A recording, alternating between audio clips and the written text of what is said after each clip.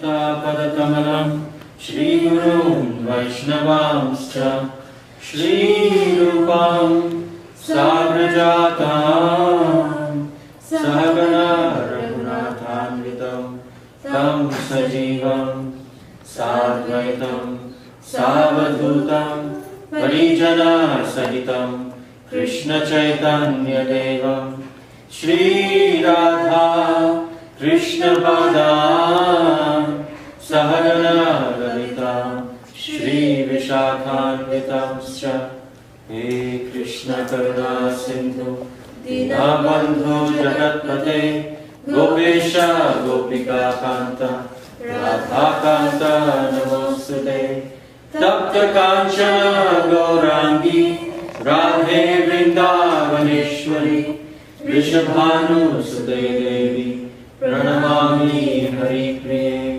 Vanshakalpatarubhyascha Kripasindhubhya Vacha Patitanam Pavanebhyo Vaishnavebhyo Namo Namaha Namo Om Vishnu Padaya Krishna Preshthaya Bhutale Srimate Bhakti Vedanta Swami Iti Namine Namaste Saraswati Deve Gauravani Pracharine Nirvishesha Shunyavadi Paschatya Deshatarine Jai Shri Krishna Chaitanya Prabhu Nityananda Shri Advaita Gadadhar Shri Vasadi Gaur Bhakta Vrinda Hare Krishna Krishna Krishna Hare Hare Hare Rama Rama Rama Hare Hare.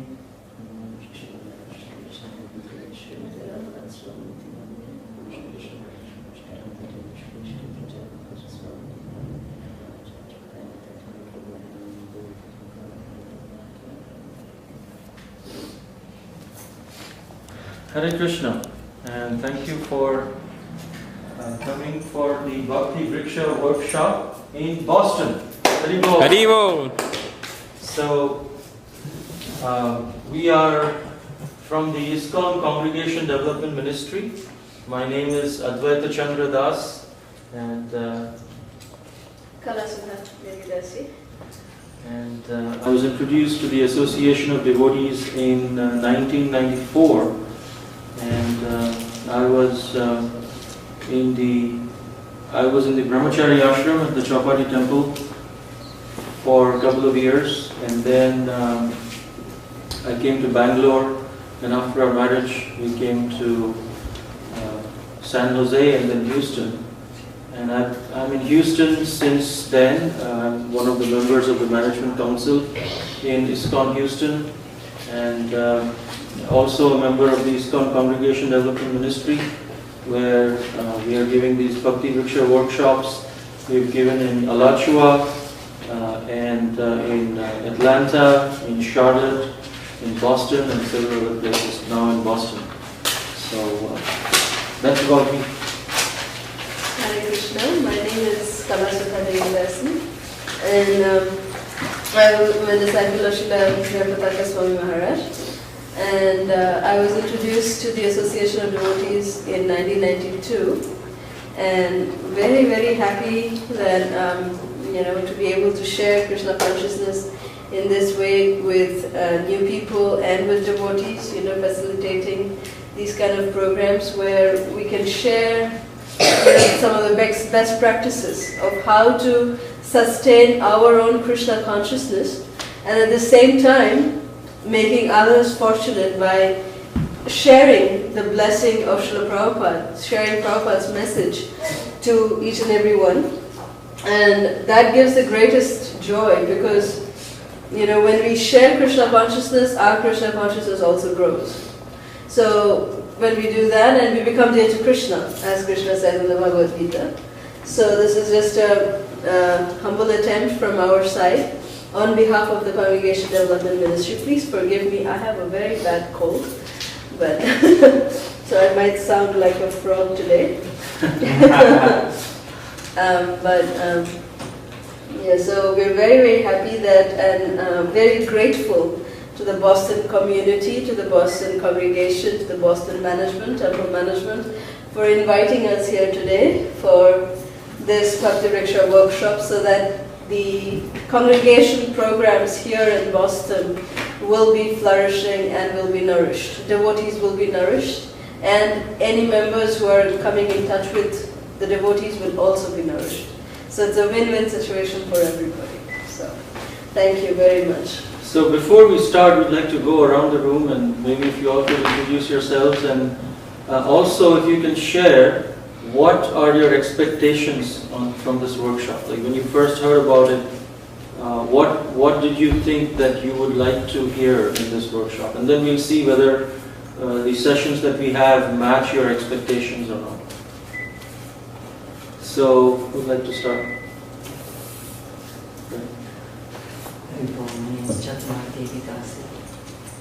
I live in Arlington, just 2 towns over, with my Prabhuji and 3 children. I'm hoping to get some instruction from you how I can conduct home programs nicely.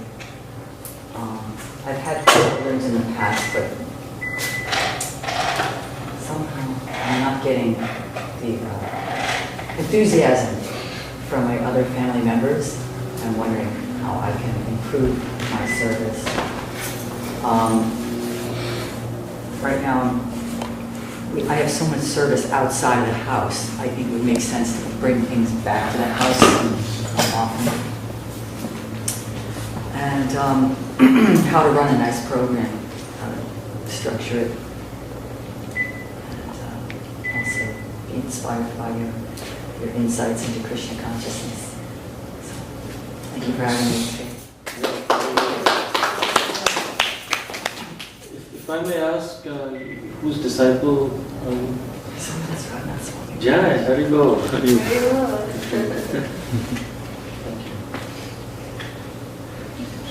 Yes. Hare Krishna. I'm Sundari Devata Devirasi from disciple of His Holiness Rana Swami. I'm looking at how to start the home program, how to encourage people to come to the home program at the beginning, and then how to continue them, and how to engage children in the home program, how to teach them Krishna consciousness.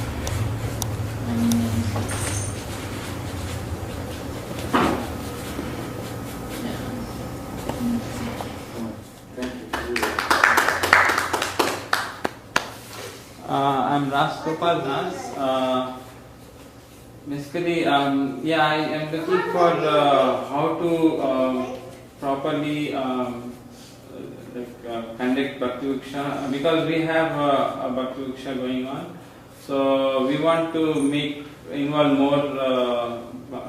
more people into Bhakti Vriksha, and probably in future we might planning to create 2 new groups, because I have one of the Prabhuji's also is speaking, so maybe we can have a new Bhakti Vriksha group, and how to do that, and how to maybe sometimes have a congregation like 2 together or more together, and also how to improve more congregations around Boston, and also whenever new people come in, they have way different idea, and how to really tell them how to train them into Krishna consciousness in a proper way. So that's why. Very good. So we are also thankful to Prabhuji for helping organize this whole thing, and for a couple of weeks he's been communicating with so many devotees to arrange this, and thank you so much, Prabhuji. Thank you. And how about yourself? Chaitanya. Please introduce yourself. What is your name? See, my name is Chaitanya. Stand up.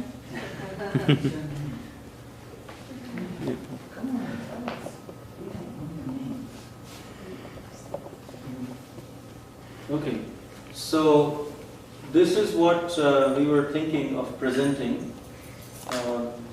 The expectations, then so what are the expectations here? Okay. So we'll see if we can match these. Vision and history of Bhakti Vriksha. This is basically from Srila Bhaktivinoda Thakur, how he had envisioned it, and what is the history and how Bhakti Vriksha in ISKCON also started, the history of Bhakti Vriksha in ISKCON.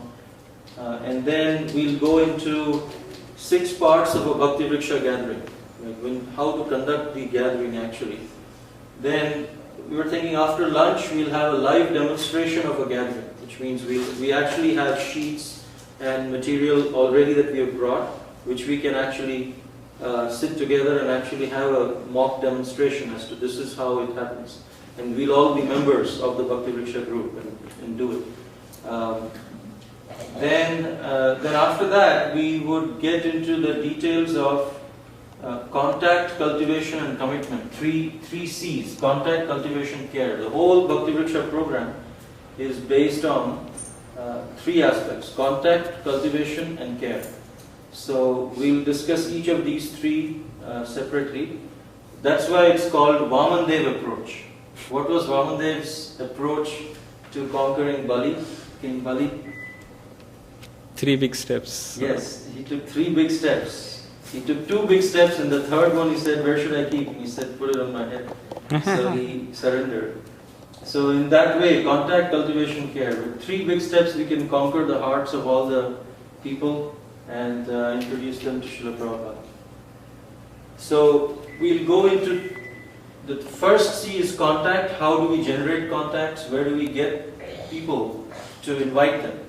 The next one is follow-up of the contacts. And I'm sure ways of generating contacts, we have several, Harinam, book distribution, festivals, and so many things which we'll tabulate and we'll ask from you all what you do in Boston.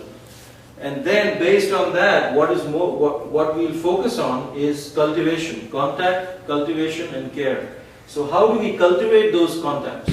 A lot of people are introduced to ISKCON, so many millions of books have been distributed. Prabhupada actually in 75, 76, he said millions of books have been distributed, but where are millions of devotees? So how do we, Prabhupada's books are time bombs, and I was introduced by such a time bomb. Someone gave me a Bhagavad Gita, it was lying there for a year, and then I started reading it and I was really inspired. But then there are ways to diffuse the time bomb quickly, much quicker. And so that's what we will discuss, how to follow up and cultivate. Then we'll discuss on the path to perfection. So when we do the 6 parts and live demonstration of the BV gathering, we'll be able to know how to conduct home programs, actually. Then this is start, conduct and maintain would be discussed there. How to start will be addressed in ways of generating contacts and follow-up. Because you are ready to have a program, but how will you inspire people to come to your home? And what is the strategy to apply to invite them to your home? Then how to conduct children's. Okay, that's in the next. So this is what we wanted to cover today. Of course, depending on the crowd and depending on the audience, we could change and see if we want to move some things around. We are flexible to do that. And then tomorrow we'll have just a morning session from 9 a.m. to 1 p.m. We have a lot of things to discuss.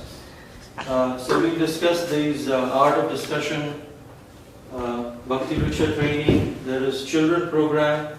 So this is all about once you have started the program, how to maintain. There is a thing on how to conduct and maintain the home program. How will you? Sometimes it's easy to start, and the first 2-3 weeks of the program are really good, and after that, sometimes people start moving away, and so how to maintain the enthusiasm of the new program. So that's what BB training and roles assignment will come into that. Then we'll discuss on the children program, which was again another section, how to conduct children programs. Difference between a standard Namahatta and Bhakti Vriksha programs. And then we get into details of what is the Bhakti Vriksha structure? Which means, up till now, we were discussing about one program. In your home, if you want to start, or if someone wants to start and we get together, how do we conduct one program? But once that program grows, now, for example, if you have 25, 30 people coming regularly, after a year you see that your home is filled with devotees, but slowly what happens is that the new group feeling starts withering away. So it's time to multiply the group. How to keep multiplying, how to grow from one group to multiple groups is what we'll discuss in the next part, which is the Bhakti Vriksha structure and life cycle, group multiplication, and duties of a servant leader. And then we want to focus the later part of tomorrow in implementation planning, which means now we discussed all this theory. Now in your particular situation, what are some of the goals that we can start with? And that's what we do with, we did it in Alachua, and they started 4 programs, 2 for Indians, 2 for Westerners. And we have a format which is separate for Westerners and separate for Indians. And we have experimented with it, and we'll share some of our experiences and places where we have burnt our fingers. But in Houston, we have 3 Bhakti Vriksha programs for Westerners and 9 Bhakti Vriksha programs for Indians. So in the Bhakti Vriksha program for Westerners, only non-Indians are there. If any Indian wants to be introduced, then we direct them to the Indian Bhakti Vriksha programs. But then eventually when they come to the temple, they're all one family. But still, the Westerners come from a different point of view than Indians. And so sometimes combining them has not worked so well with us so far. But when we started with separate Western and Indian Bhakti Vriksha programs, then both of them actually flourished really nicely. But the goal again is eventually, once the Westerners understand the culture and things like that, then it's very easy for them to mingle with the devotees in general devotion. So this is what our understanding is for now. I think this will address all of the multiplication of groups was your concern. Yes, sir. How to bring new members in Krishna consciousness, that will be discussed today. Yes, all right? Okay.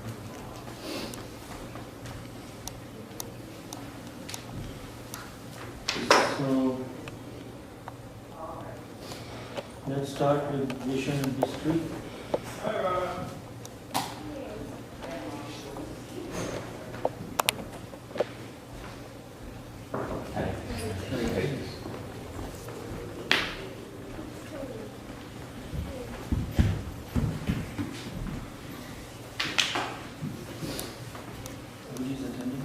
Yes. Okay, you want to start?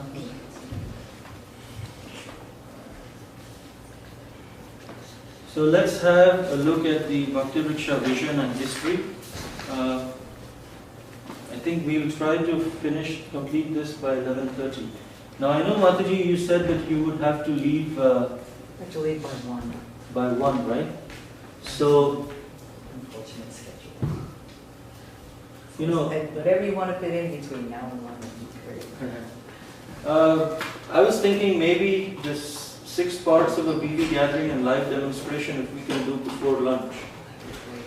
And then the rest of it maybe you can share from others.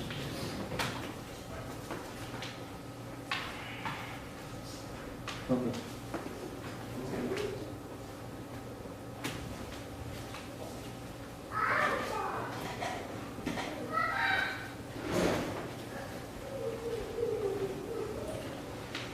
So what is Krishna's mission to come to this material world?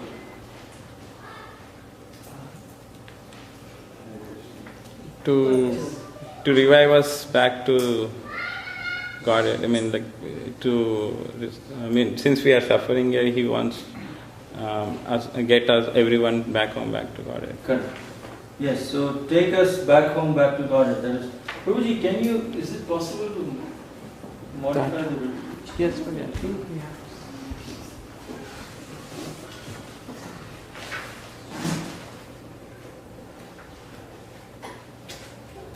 keystone has to be in. It's not in the center. Okay.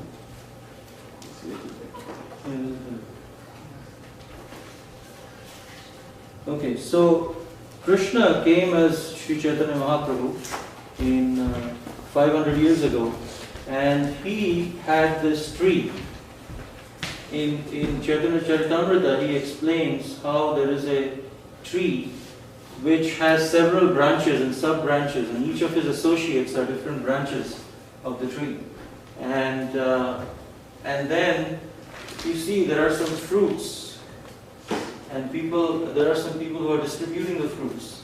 So what is the fruit of this tree? Fruit is prema. Yes, fruit is prema, which is love of God. And he's distributing this love of God to everyone. But Lord Chaitanya says, I'm just alone. How many fruits can I distribute? I want all of you to help me distribute these fruits. So, in Chaitanya Charitamrita, he says, Urumbura Vriksha Yena Phale Sarva Ange Ei Mato Bhakti Vriksha Sarvatra Phalalagi. So this word Bhakti Vriksha has come from Chaitanya Charitamrita. As a big fig tree bears fruits all over its body, each part of the tree of devotional service bore fruit.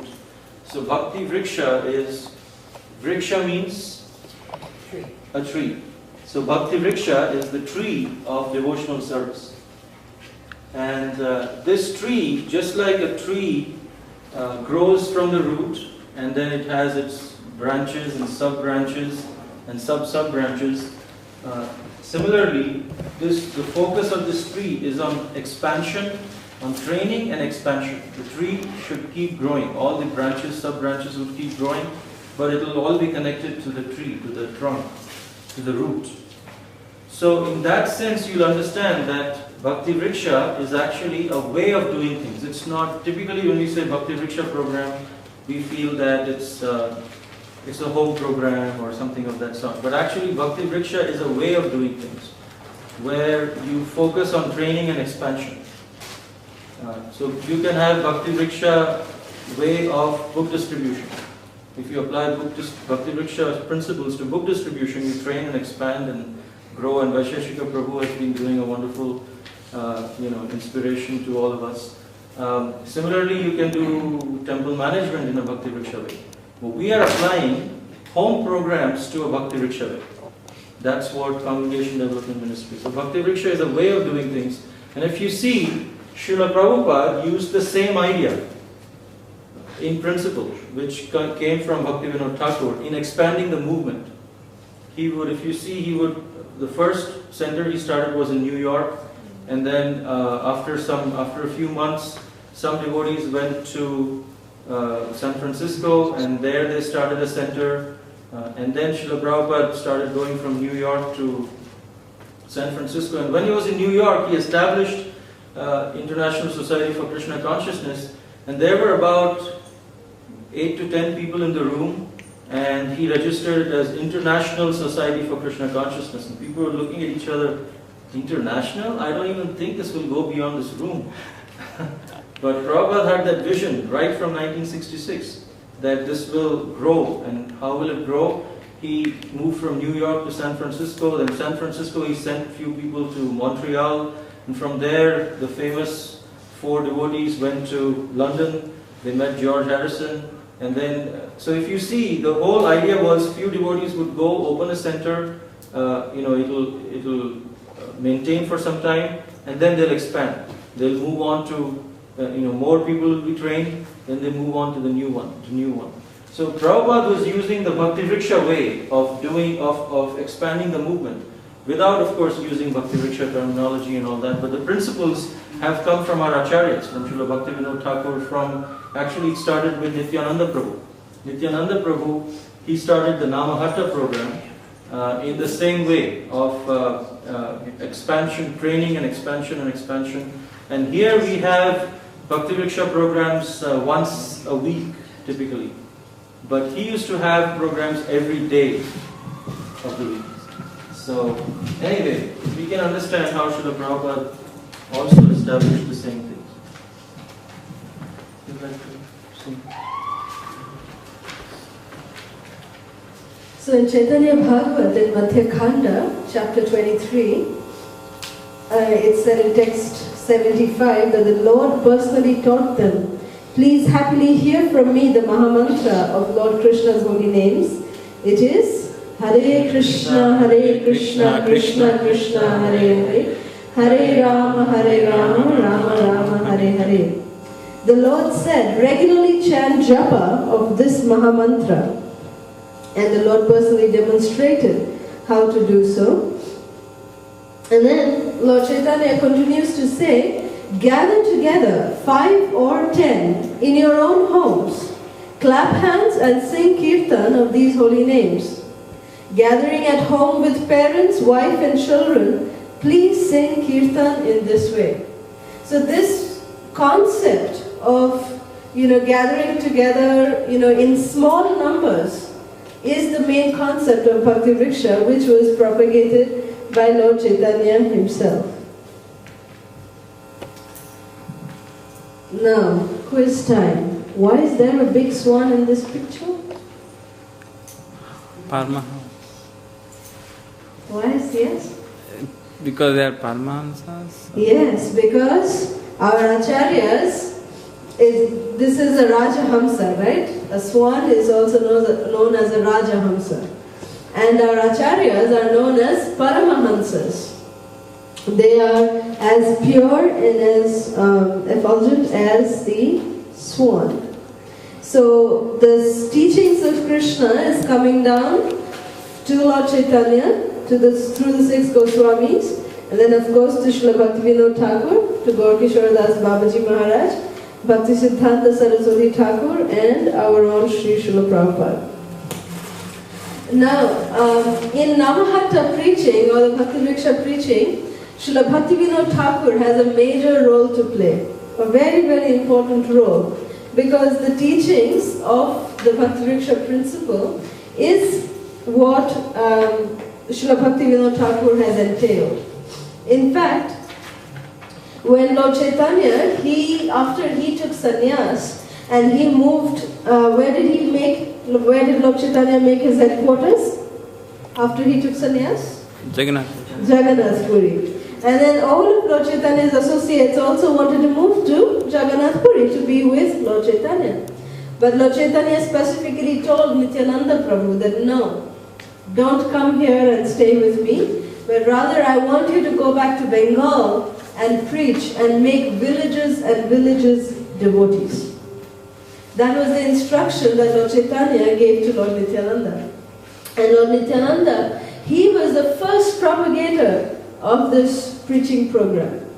Because he went back to Bengal and then he started organizing these groups, a particular village. He would ask them in the evenings, there would be no electricity. They would just gather together. Lord Nityananda would tell them, gather together, 5 or 10, according to Lord Chaitanya's instruction.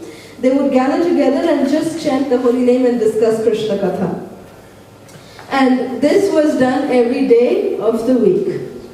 So the same tenets that was used by Lord Nityananda was written by Srila Bhaktivinoda Thakur in this book called Godruma Kalpatavi. Any of you read this book, come across this book? No, okay. It's a very beautiful book which talks about the principles of the Namahatta preaching or the Bhakti Vriksha preaching, how it is supposed to be done, and everything is very beautifully enlisted in this book by Srila Bhaktivinoda Thakur. This book is available if you want to order it.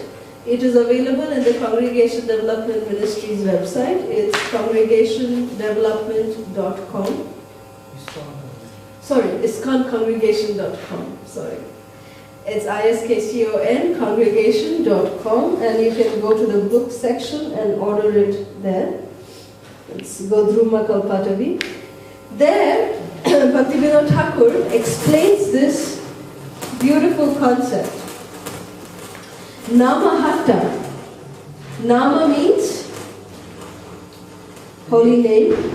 And Hatta, what does Hatta mean? Marketplace? Heart. Marketplace, yes. So, Namahat literally means the marketplace of the holy name. So this is a nice, picturesque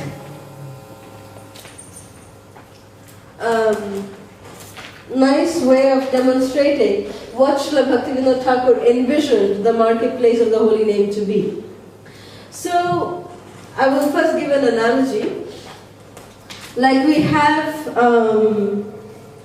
malls. What is the biggest malls here in Boston City? Mall. Natick Oh. Mall? You have like big, huge malls. You have Natick Mall. Burlington Mall. Right. So, what is the quality of such a mall? What do you get in such a mall? All kinds of material things. Everything under one roof, isn't it? Like if you're looking for entertainment, you have it there, right? You've got movie theaters, you've got places that you can, restaurants that you can go and eat. You've got maybe even ice skating rinks or things like that. And in Houston, there is, this huge mall that has everything that imaginable, including shops where you can buy clothes, children's stores, everything is available in such a huge mall. That is what a mall is. Now, what's the next level coming down from a mall? Would be something like a Walmart supercenter. Yes? Walmart supercenter may not have a movie theater where you can actually go and watch a movie, but it will have an entertainment set that you can buy. And you can bring it home, set it up and watch. Right? So, and you'll get all kinds of things that you can buy, raw materials you can buy and come and cook at home. So that's like the Walmart supercenter. It's not as big as the mall, but it is something, of lesser dimensions. Then coming down from the mall would be something like a convention store, right? Like a 7-Eleven or something like that. So something where you get your daily needs, maybe milk, water, things like this, just for daily sustenance that you will get out of such a store. So, Srila Bhaktivinoda Thakur uses this analogy to describe what is actually the marketplace of the holy name. Now, where the mall is being compared, Bhaktivinoda Thakur compares it to the holy dham, like Mayapur, Vrindavan, Jagannath Puri. There you have devotional service available to its peak. You have Govardhan Hill, where you can actually do parikrama. You've got the river Ganga, where you can go and take bath. You've got, all kinds of devotional services available to you. You've got deity services. You've got deity worship, prasadam, association of devotees. Anything imaginable, spiritual, is available in the holy dham. Yes? So, which is as compared to the mall, in material terms. Then coming down from the malls, from the holy dham, would be our ISKCON centers, like Boston. Here. We are gathered here in Boston Center, and we have Srila Prabhupada, we have beautiful Shri Radha Gopi Vallabha here. But it is not as huge as the holy dham, but it is a representation of the holy dham. We don't have river Ganga here, or we don't have Govardhan Hill here, but we have manifestations, and we have, we can access or we can get a glimpse of what the holy dham can be. But we have, something that can give us a glimpse of what actually the holy dham is. Yes? So that is like our, any ISKCON center around the world is like the Walmart supercenter. Then coming down from the Walmart supercenter would be the home of the devotees, which is compared to like the regular convention stores, 7-Eleven stores. You might not get, like here in the temple, the deity worship is at its peak. There is, whether there's anybody in the temple room or not, devotional service to the deities goes on as per schedule. There is no compromise. But at home, we might not have that standard of deity worship, but there is some form of worship that is there available at home. There is prasadam that is available, association of devotees that is available. So that is like the 7-Eleven stores, which can be like a source of just daily maintenance or daily sustenance. So in that way, Srila Bhaktivinoda Thakur made these three analogies, these three kinds of community life that Srila Bhaktivinoda Thakur envisioned. Living in the dham, living at the temple, and making your own home as a temple, making your own home as a dham. That was the vision of Srila Prabhupada, that to make each and every home a temple. So in this marketplace, we'll see that, there are some people who are at the store, at the mall where you have to go, and there are also some agents, some sales representatives who go door to door, knocking on your door to come and sell commodity. And they are like the traveling salesmen. In our society, they are called the sannyasis. So the sannyasis are like the traveling salesmen, and they are selling the commodity. What is the commodity that is sold in this marketplace of the holy name? Harinam. Yes.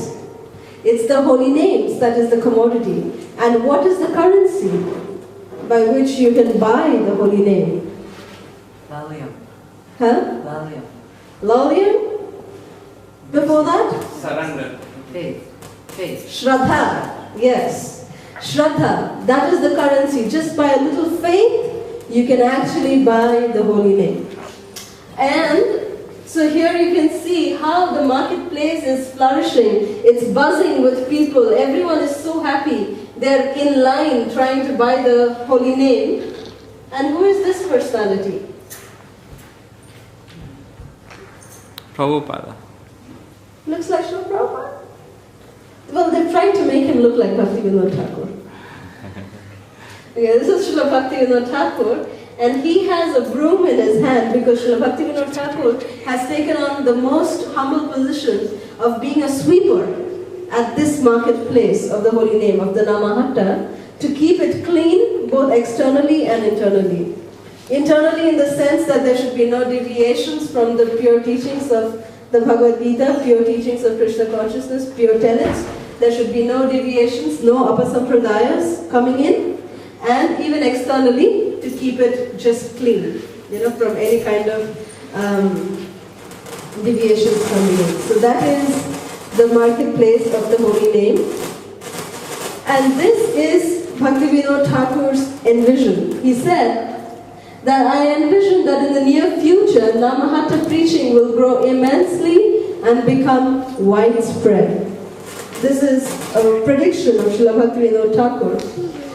Srila Bhakti Siddhanta Saraswati Thakur, who is the son of Srila Bhaktivinoda Thakur, he envisioned three major stages in spreading Krishna consciousness.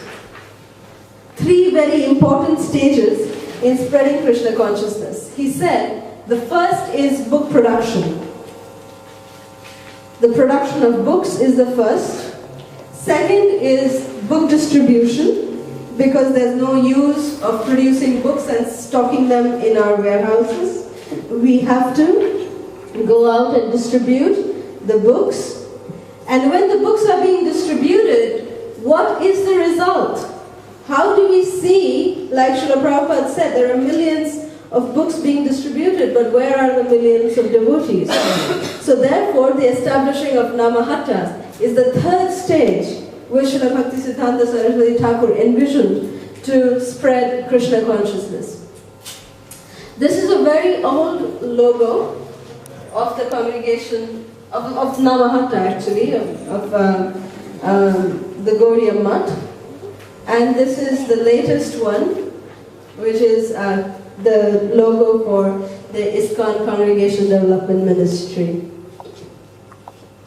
This is a focused one, which has all kinds of aspects of devotional service imaginable, envisioned in this globe here.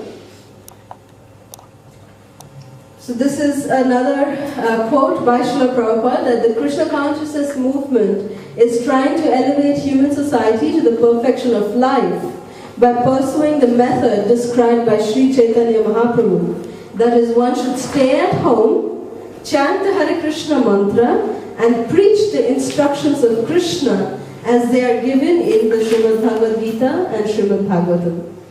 So here Lord Chaitanya never said that, yes, everyone can become a traveling salesman. That to be a sannyasi doesn't need to have external robes of a sannyasi, that even though we are householders, we can still engage in the active mission of the Lord by engaging ourselves in the preaching, by staying at home and preaching the instructions of Krishna as they are given in Bhagavad Gita and Bhagavatam. This is again a very, very important quote by Srila Prabhupada. This is as early as 1968. ISKCON was registered in 1966. 2 years down the line, this is what Srila Prabhupada writes to his letter to Achyutananda Prabhu.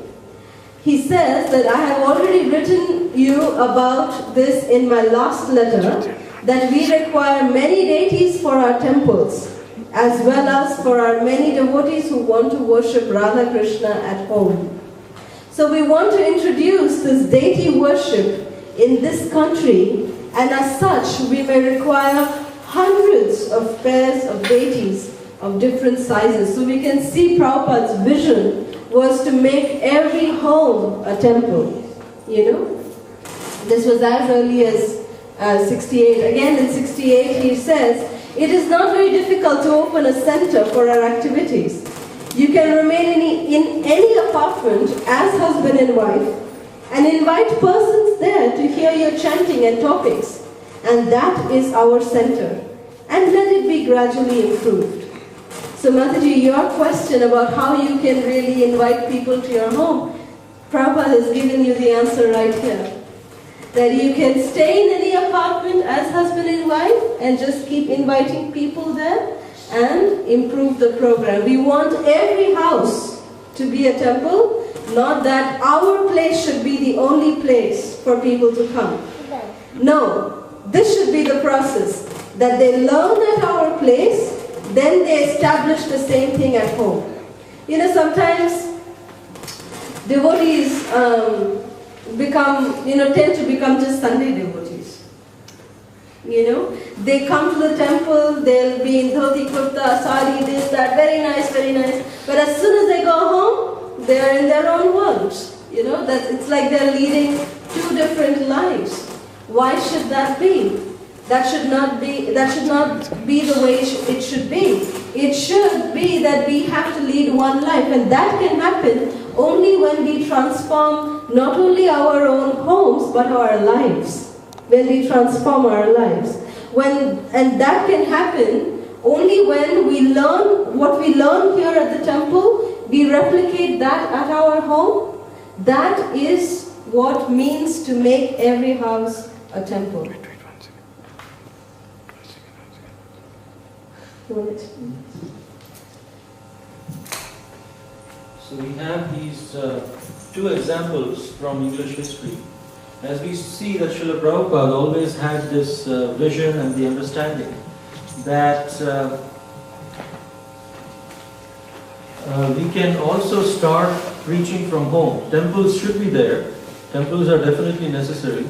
But the role of the temple is to train other devotees so that they can do the same thing at homes. And so there is a combination of temples and the home preaching. So if you see from the English history, in England there was a preacher who created a network of small groups in addition to the centers that they already had.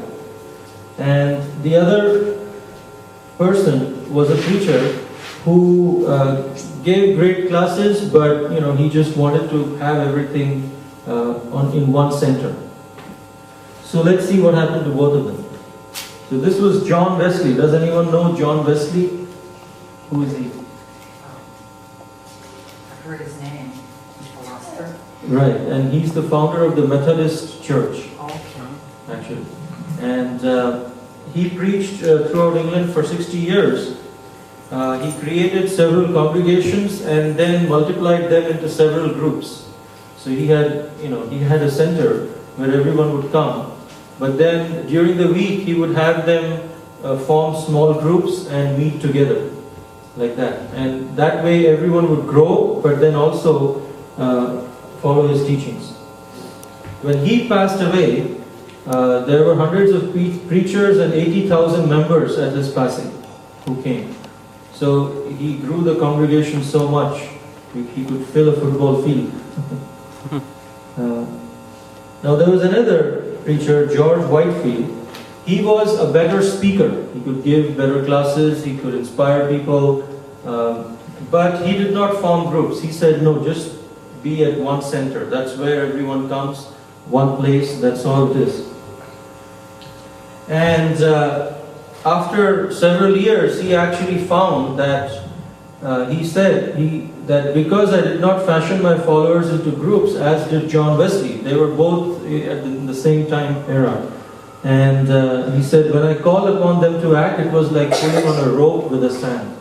Which means people would come to the center and tell, oh, so you're such a great person, you give such great classes, I'm very inspired today and all of that. But then when he would ask them to, okay, let's expand it, let's share it to others, oh, I'm busy, I don't know, you do it, or whatever. Because they didn't feel empowered by him. And he admitted that. So you can see that sometimes some people say, well, you know, Bhakti Vriksha, you try to form different groups and those groups would become independent, and how would this thing work, how would the center work, how would the temple work? But with this example we can see that temple will actually flourish if you empower the devotees to start to become leaders in their own selves. Then they will actually bring more and more people. And that's what we are seeing through Bhakti Vriksha all over the world. Even here, suppose in one temple hall you try to put 100 people together, if you come back after half an hour, you will see that they would have formed groups and speaking to each other in groups automatically. Because that's the natural tendency of the living being, of the soul, to be with like-minded people. If we artificially try to stop that, we really cannot. It'll come out in some other way. So the best way is, people want to form groups. I mean, if you keep some kids together, they'll form groups, like-minded groups. If you see even in the leadership, there are like-minded groups. Even in the spiritual world, there are groups. There is Radharani's group, there is Chandravali's group, there is Lalita Sakhi's group, there is Vishaka's group. But all of these groups have a common center, which is pleasing Krishna. And that's very important. So rather than stopping the formation of groups, we should, if we facilitate the formation of groups in such a way that they all have a common center, all the leadership has to ensure that all these groups have a common center, then things will grow naturally, because that's the natural tendency. And actually that is the concept that Srila Bhaktivinoda Thakur, the structure that we are going to discuss, that Srila Bhaktivinoda Thakur gave. You know, it is such a structure that is not independent of itself. Like sometimes how Bhakti Vriksha Prabhu was just saying that it has the tendency that it becomes independent, or people sometimes criticize it, saying that oh it just becomes independent. But if Bhakti Vriksha is implemented in its right way, there is no way that it can become independent.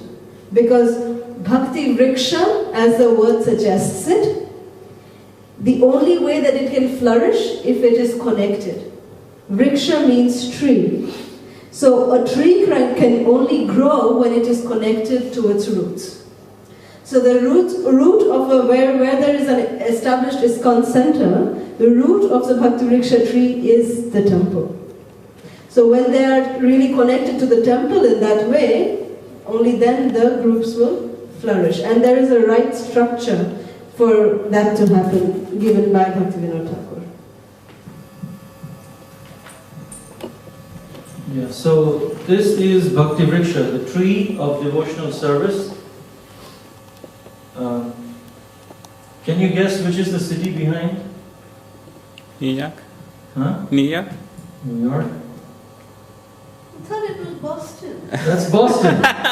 There's the tree of Bhakti Vriksha in Boston, right there. There's old building there that really looks like the one we just crossed. Well, if we were giving this presentation in New York, that would be New York. But wherever we go, we make it that city. but it's a fact. It can be a city. So, from we go from Nityananda Prabhu, who started this Bhakti Vriksha concept or Namahatta concept, to Bhakti Vinod Thakur, and in the present day, Jayapataka Maharaj is the Congregation Development Minister on behalf of the GBC of the ISKCON Congregation Development Ministry. He is the co-minister along with Konteya Prabhu. And let's talk a little bit about the congregation development history within ISKCON. So, during Srila Prabhupada's time, all the temples were, the whole idea was you were a devotee if you lived in the temple. If you're living outside, even if you're chanting 16 rounds and following regular principles, if you're not living in the temple, you're not a devotee. So that was the whole idea that everyone had. And slowly, at that time, actually Srila Prabhupada was, Jayapataka Maharaj says that when he was going on a morning walk with Srila Prabhupada stopped by a church, and he said that in future our temples will be like the church, where there are few people in the temple maintaining it, and then a large amount of congregation stays outside. And at that time, that was a revolutionary concept, because devotees could not comprehend that. But then slowly, in the 80s and early 90s, we started seeing the trend where most of the devotees started moving out of the temples and staying outside, but still following devotional principles. So there was a need and there was a gap where these congregation members needed to be trained in devotional principles. They wanted to be trained. They would come to the temple to be trained, but there was no facility to actually train them. And so in the early 90s, GBC asked Jayapataka Maharaj to research on some of these congregation development concepts, and Jayapataka Maharaj read about Bhakti Vinod Thakur's Godruma Kalpatavi, and he also researched in some other religious groups, how do they train their congregation. And based on that, he came up with this understanding of Bhakti Vriksha, which he started presenting all over the world. In 1995, he was wanting to present it, and there were very few temples who were willing to implement it, because it's a new program, no one wanted to experiment. But there was a place in Middle East, in Oman, who had a congregation of about 25 people and 25 devotees. They were just together, and they said, okay, we will experiment with this Bhakti Vriksha concept. And they started implementing it, and they said, well, if it works, we'll grow. If it doesn't, we are anyway doing what we are doing. And it was a country where you could not have any temples. It was a country which is restricted religiously, whole of Middle East. But Oman is a little bit more liberal than the rest of the Middle East. And so there they started in different homes, and now they have 2,000 groups. 2,000 congregations. 3,000 congregation members, 150 groups. Sorry. 2,000 congregation members and 150 groups. This is in a country where they're not allowed to preach openly. And it started from just one group, and actually one of the first Bhakti Vriksha programs in Oman was conducted at Kalasudha's parents' home. So I'd like her to give her experience of how it was in Oman and how it actually developed. Yeah, well, I'll just cover it briefly. Well, that particular year in 1995, Srila Jayapataka Maharaj was traveling all over the world giving these Bhakti Vriksha demonstrations and presentations.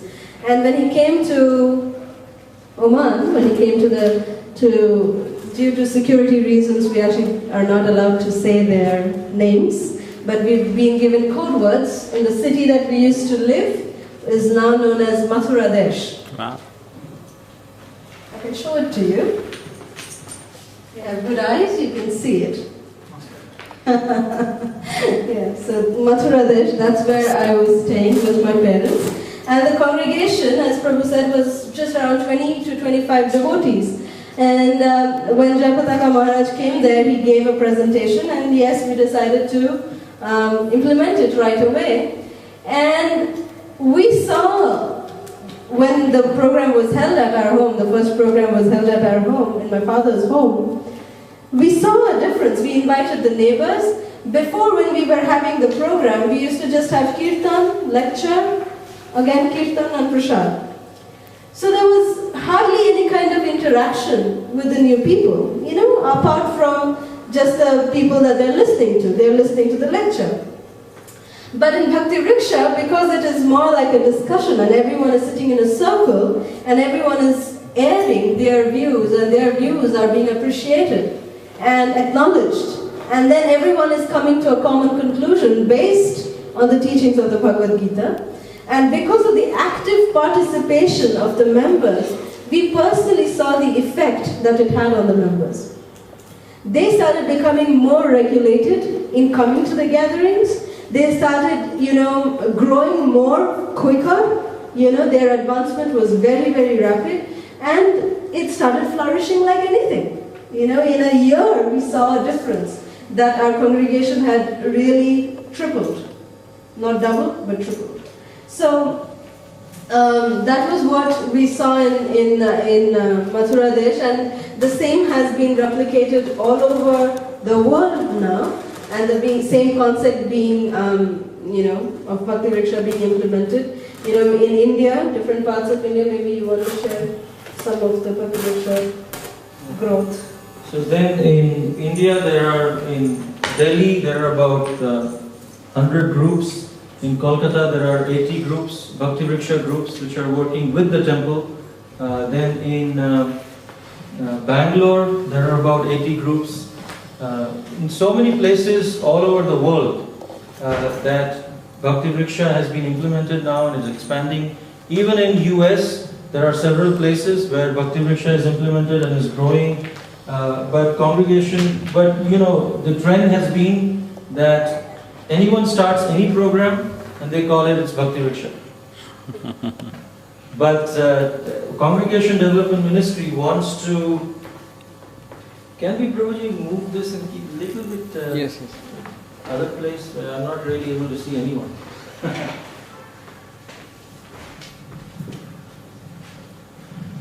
But Congregation Development Ministry wants to actually certify what is a Bhakti Vriksha group, what is a Namahatta group, because sometimes people start something and they call this is Bhakti Vriksha, then it doesn't work, and they say, oh, Bhakti Vriksha doesn't work. But it wasn't Bhakti Vriksha to start with. So here, that's why we wanted to give a presentation on what is Bhakti Vriksha, how we can implement it properly. But if it is implemented properly, it has been successful in all these places that we see. Even in the US. So this is a book, Free to Preach, which actually you can see how the first Bhakti Vriksha group started in Oman, how it developed, written by Prema Padmini Mataji and Venugopal Prabhu. Now, Bhakti Vriksha has also been successful in Middle East, in Russia. If you see here, this is Moscow's subway map. And if you see closer, you'll see some Jagannaths. Right? So wherever there is a Jagannath, there is a Bhakti Vriksha program in that subway station. So the Moscow devotees have created this map, and some places there are 6 Jagannaths, there is 5, there is 1 here. So their goal is to fill this whole subway map with Jagannath faces. And the whole thing looks like little Jagannath. I mean, it's like chakra. Yeah, it's like a chakra. It's like going out. Yep. So they have Jagannath, Baldev, Subhadra like that. So it's growing really good. It was they had about 40 groups last year, and this year they have 62 groups. So they are almost multiplying 1.5 times every year. And the goal is to fill this whole map. And these are all Russian devotees, Russian people, Russian congregation members. not just devotees, but devotees are conducting it and members are coming in these groups. Each group has typically 15 to 20 members. So they have made this Bhakti Vriksha tree in Moscow, where you can see that there is close up. There is Lord Chaitanya, Radha Krishna, Srila Prabhupada, the GBC, the Congregation Development Ministry, which is Advaita Maharaj on behalf of the GBC, Venugopal Prabhu and Prema Padmini Mataji, who were the first ones who started in Oman, but they are acting as consultants for the Moscow Yatra. And this is Angira Muni Prabhu and his good wife, who are actually in charge of the Bhakti Vriksha implementation in Moscow. And then these are all the sector servants and all these devotees. You see this is the tree of Bhakti Vriksha in Moscow. So it has been implemented in so many different places. We have done some things in Houston. We implemented, this is a little old one right now. We have 12 groups, 9 Indian groups and 3 groups, Bhakti Vriksha groups dedicated for Westerners. So we have Western Bhakti Vriksha as well as Indian Bhakti Vriksha. And we've discussed a little bit about how to conduct these 2 gatherings. We have 3 Bhakti Vrikshas specifically for non-Indian members. And the implementation here we have is Bhakti Vriksha tree in the temple courtyard. Now Bhakti Vriksha implementation you can have in so many different ways. Bhakti Vriksha means a tree. A tree can be in the middle of the freeway, right? And it can sustain itself on its own. Other way could be the tree is in your backyard, is in your neighborhood, but it's not your tree. Right? Sometimes we have that. Or sometimes the tree is in your house, in your backyard, it's your tree, you nourish the tree and the tree gives the fruits to you. So the Bhakti Vriksha can also be implemented in the same way with respect to the temple. It could be an implementation where it's in the courtyard of the temple, which means that physically it's located several places, but the Bhakti Vriksha is temple's programs. The roots are in the temple. Yeah, roots are in the temple. And the temple nourishes the tree and the fruits are given to the temple like that. Or it could be that, which means the management of Bhakti Vriksha is done by the temple. That's the whole idea. Or it could be that the Bhakti Vriksha tree is in the neighborhood and the temple is getting the benefit of it. The temple management is different, Bhakti Vriksha management is different, but they are working in cooperation. Or it could be that Bhakti Vriksha is on its own. If there is a place where there are no temples, Bhakti Vriksha can still flourish there on its own. Like in Moscow or in the Middle East. Right. But in Houston we have the implementation of Bhakti Vriksha tree in the temple courtyard, which means it belongs to the temple, the roots are in the temple, and that's what we want to establish, that's what we recommend in places where there are temples.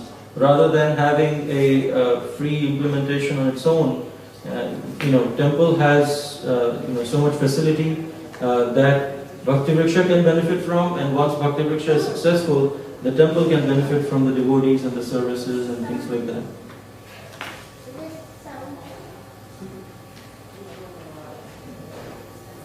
So these are some slides in the Bhakti Vriksha members in Houston. They help serve the Sunday feast on rotation basis at the temple.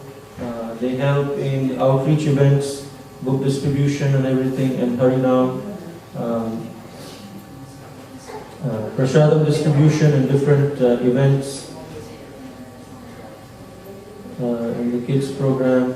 And every year we have an annual festival of love and trust, in which all Bhakti Vriksha groups and devotees come together to celebrate this annual cultural festival at the temple, so that each Bhakti Vriksha group doesn't feel that, oh, this is all in all, this is all ISKCON.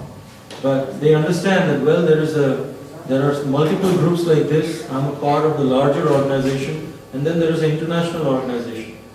So that's why all Bhakti Vriksha groups can come together at that. Of course, there are these Bhakti Vriksha for non-Indians. After lunch, we'll play some videos of testimonies of some of the Bhakti Vriksha members, Western Bhakti Vriksha and Indian Bhakti Vriksha members. They are having this discussion together during the program. Kirtan, and then Japa also we have together. This is a member who came for the first time and he bought the Bhagavad Gita. This is in the Western Bhakti Vriksha.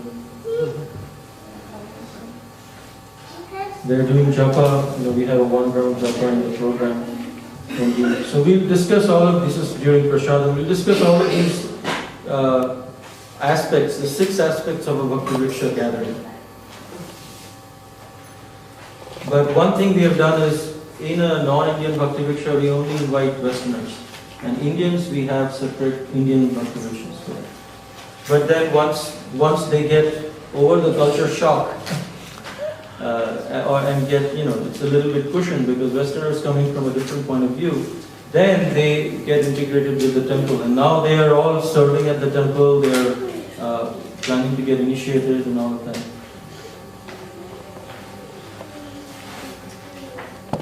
Alright, so that's it. That's the first session. Any questions or comments so far?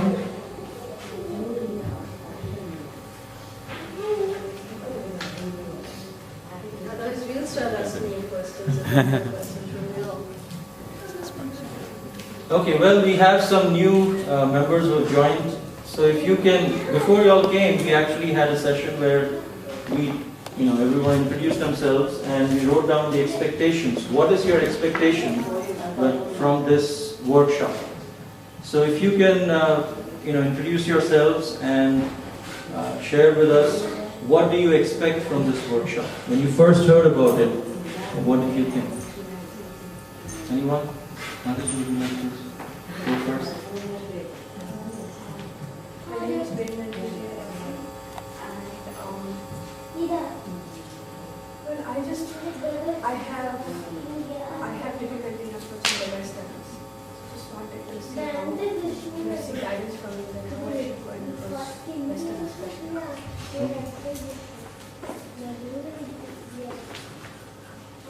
Any other expectations you have? Okay, welcome.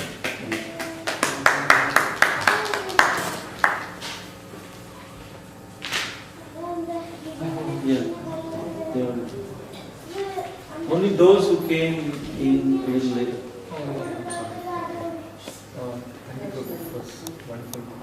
Thank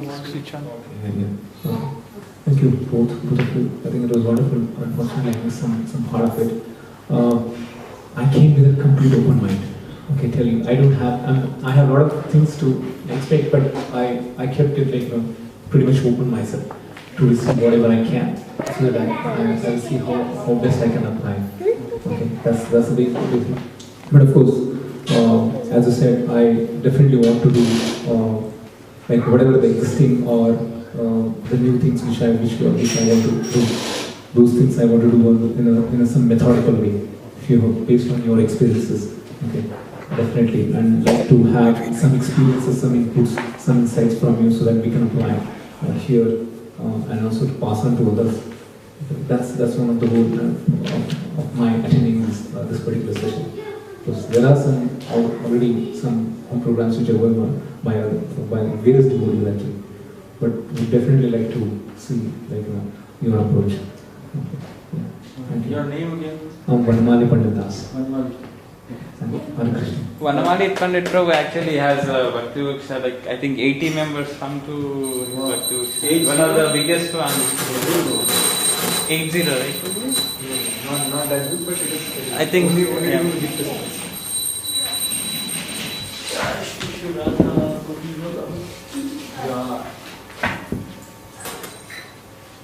Recently he ran a Janmashtami festival in Malden, and there was, 80 people in attendance.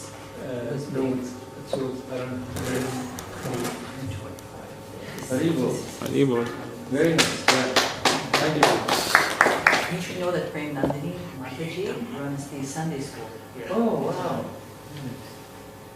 Yeah, we'll talk about the children programs also. That's good. I think 10 to 15, right, Mataji? No, they are increasing. Yeah.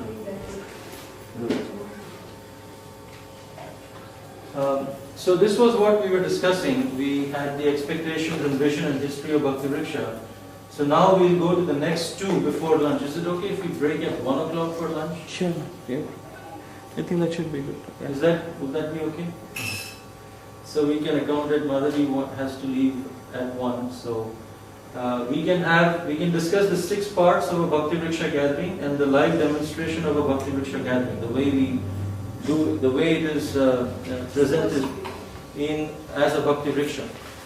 And then we'll break for lunch. Then we'll discuss the rest of the things. How to generate contacts, how to follow up with the contacts and invite them to the program. That's where we'll discuss how to approach Westerners and things like that. And then cultivate them. Then tomorrow we'll discuss on the art of discussion, Bhakti Vriksha training and roles assignment, how to maintain the group.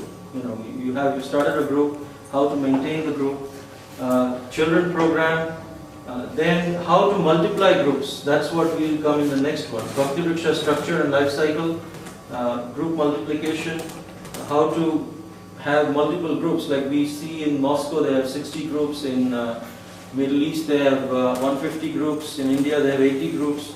How do you manage all these groups? How do you have a small group feel, but yet have every member taken care of?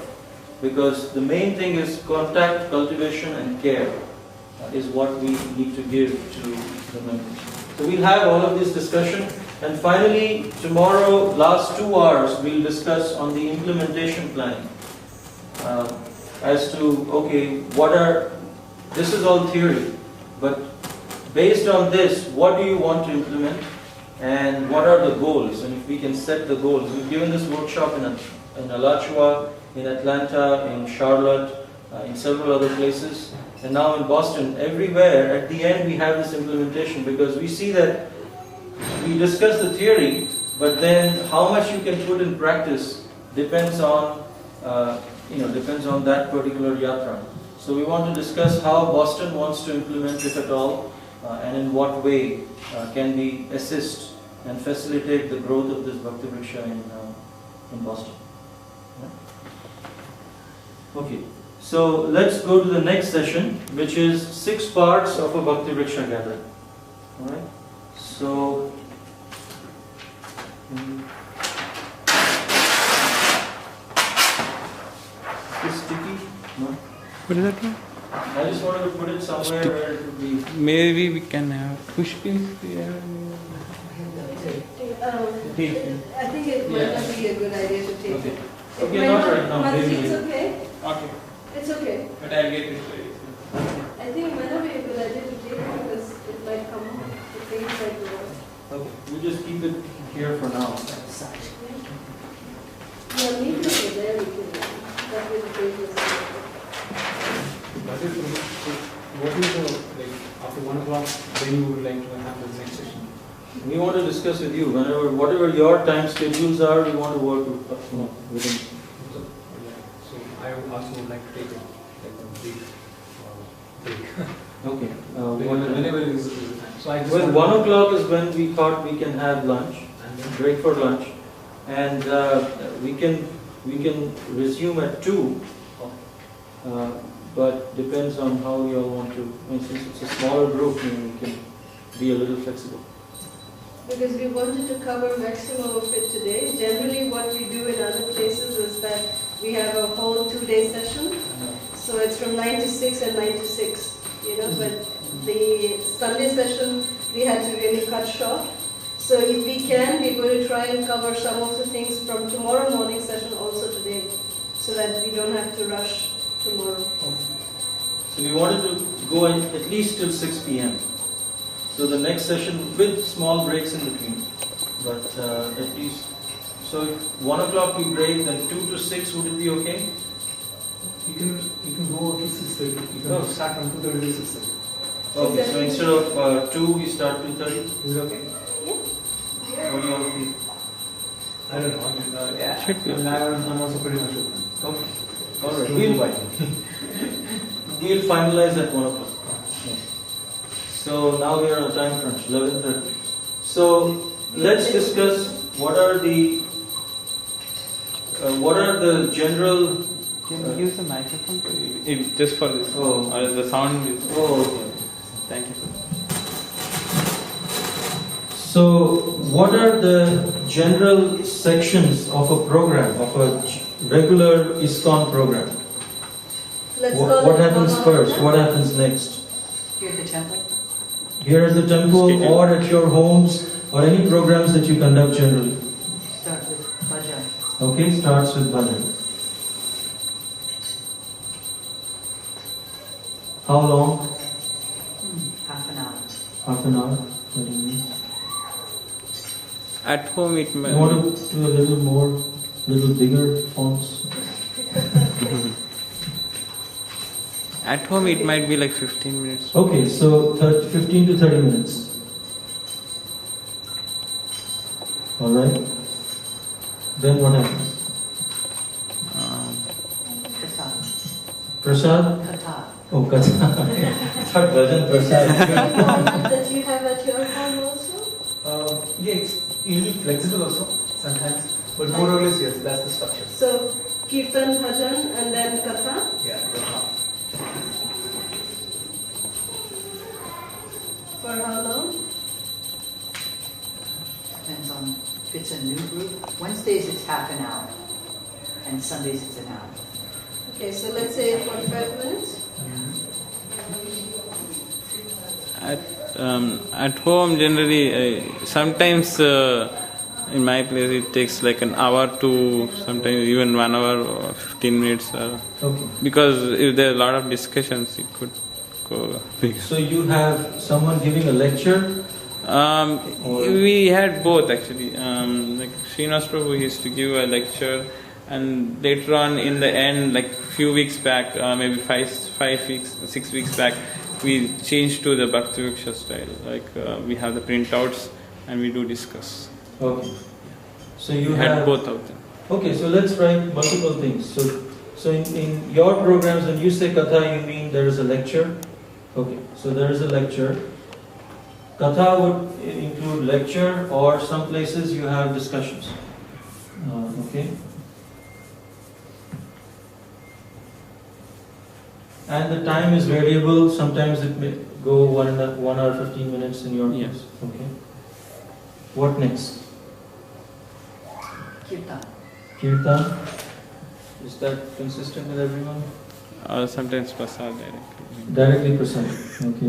They are tired because it gets almost till 9:30, 10 o'clock kids, and then we have to go for prasad. Okay. Or Japa.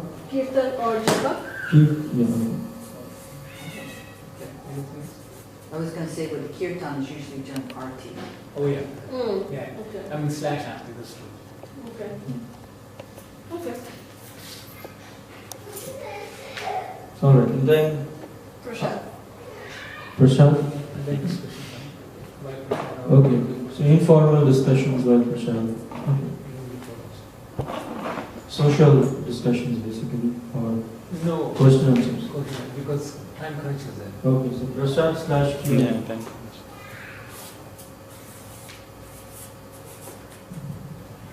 Okay.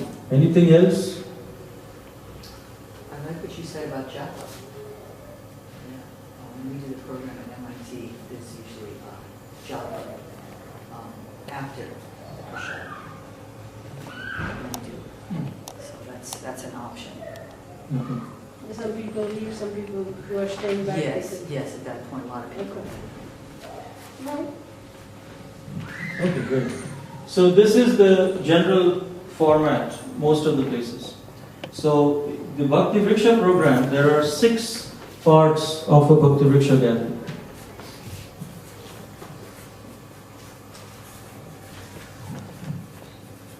The first one is, of course, Kirtan. And that Kirtan is about 10 to 15 minutes. And along with Kirtan, you want to say about the Aarti, especially in the Indian Bhakti Vriksha? In the Indian Bhakti Vriksha, what we do is, in the Indian Bhakti Vriksha group only, what we do is, of course, okay, what is the way that your seating arrangement is in your programs? How is your seating arrangement? Everyone is facing towards the Everyone is facing towards one person, right? And then the lecturer, he comes up in the front of the crowd and he's speaking to the crowd who is facing them. Yeah. Him or her, right? Now, there is a difference in a Bhakti Vriksha setup. In a Bhakti Vriksha group, everyone is sitting in a circle. Okay? There is not one speaker, but everyone is facing each other and they are sitting in a circle. That is one first thing. And then when in an Indian group, one thing that really attracts Indians, but which will be a very big culture shock for Westerners, so please don't do this in a Western group, but Indians really love this, is that when the kirtan starts, what we do is one of the senior members of the group, or a devotee, because there's an altar set up also, so one person can just light the incense, and that same incense can be offered by each and every member of the group. They take turns to come and offer incense to the deities. So that way they partake of doing direct devotional service from day one in their Krishna consciousness. So that's something very, very inspiring to members. So one question.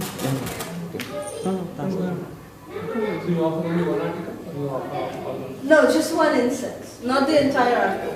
So it's just for the members to do some devotional activity, just offering Aarti, basically, just the incense, that's all. Everyone comes and offers incense and goes. So they did some devotional activity, basically.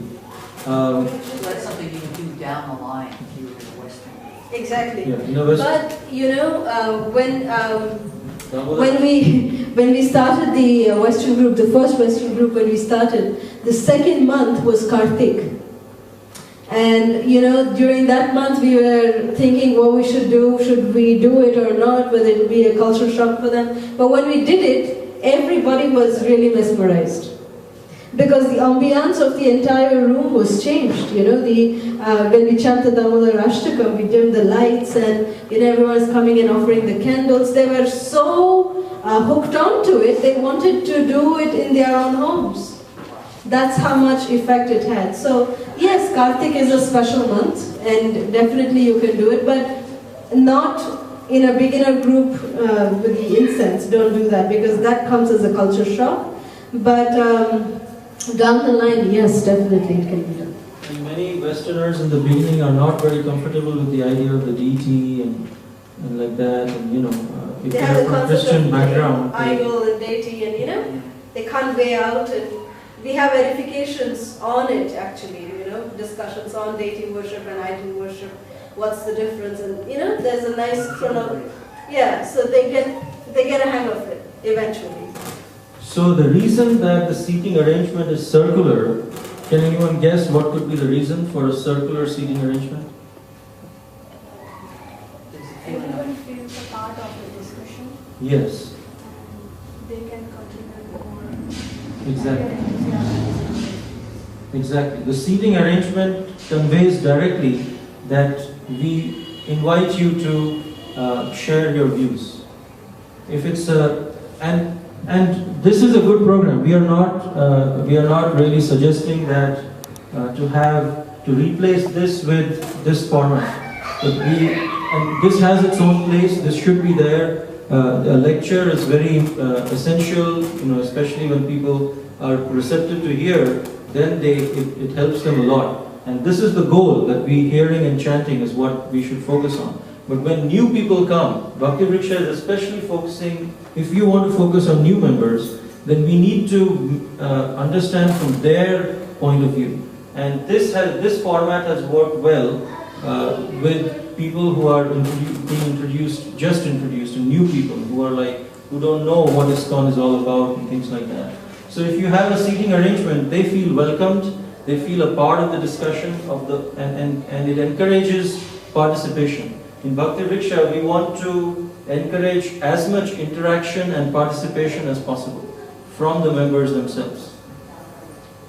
And also what happens in a traditional Namahatta program is that, when the speaker is speaking, the people may or may not be hearing. They choose whether to hear or not to hear, and there's no way that you can assure that yes, they are hearing.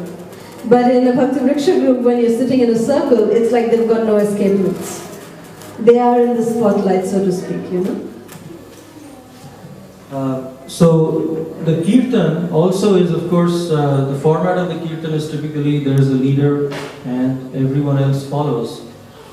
And sometimes what we do is that the kirtan leader leads for 5 minutes and then the next person leads and everyone else follows. Then the next person leads, everyone else follows.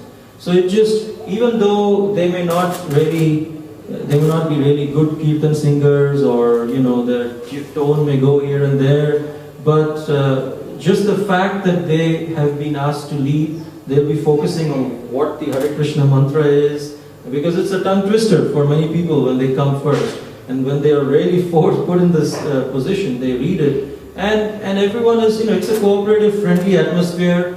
And if some person, sometimes it happens that someone says, no, I really don't want to lead. It's okay, go to the next person. But, so initial 5 minutes, trained kirtan singer leads, then there is everyone else leading, and then the kirtan singer ends it, in his own way. But everyone feels a part of this. This could be one variation you could do. Sometimes the kirtan leader continues if not many people have arrived or things like that. Then the next part is Icebreaker Session. Sorry, one question I have there. Once we tried, I understand the kirtan leader should be strong, but it was not good. So it went very random. So there was no order. So I think for that the kirtan leader should be really strong, and maybe the drums and the instruments should be properly played so that we can really get it into tune, or else it goes out of tune. No, you have to make do with whoever is there. If you don't have a choice, then sometimes kids lead the kirtan. Yes. We ask the kids, because kids are really good at in one Bhakti Vriksha group I know, none of the leaders can actually sing properly. They just cannot. They accept it. But their kids lead very nicely. So the kids actually start the kirtan. And when the new members come in, they're like, wow, this is good. They're impressed. Especially Indians, it works like magic with Indians. When they see the children taking the forefront, it really helps. But kirtan should be good, as you said, because that kirtan and prasad is what really attracts. And then we are trying to make it a little more attractive by making it more interactive. So if you have an arrangement for good kirtan, the best kirtan players should be there, especially for new programs. The next is Icebreaker. So Icebreaker Session is more to increase the interaction amongst the members. It's more or less like an introduction. Like just now we did, please introduce yourself and what are your expectations from this course. That's an icebreaker.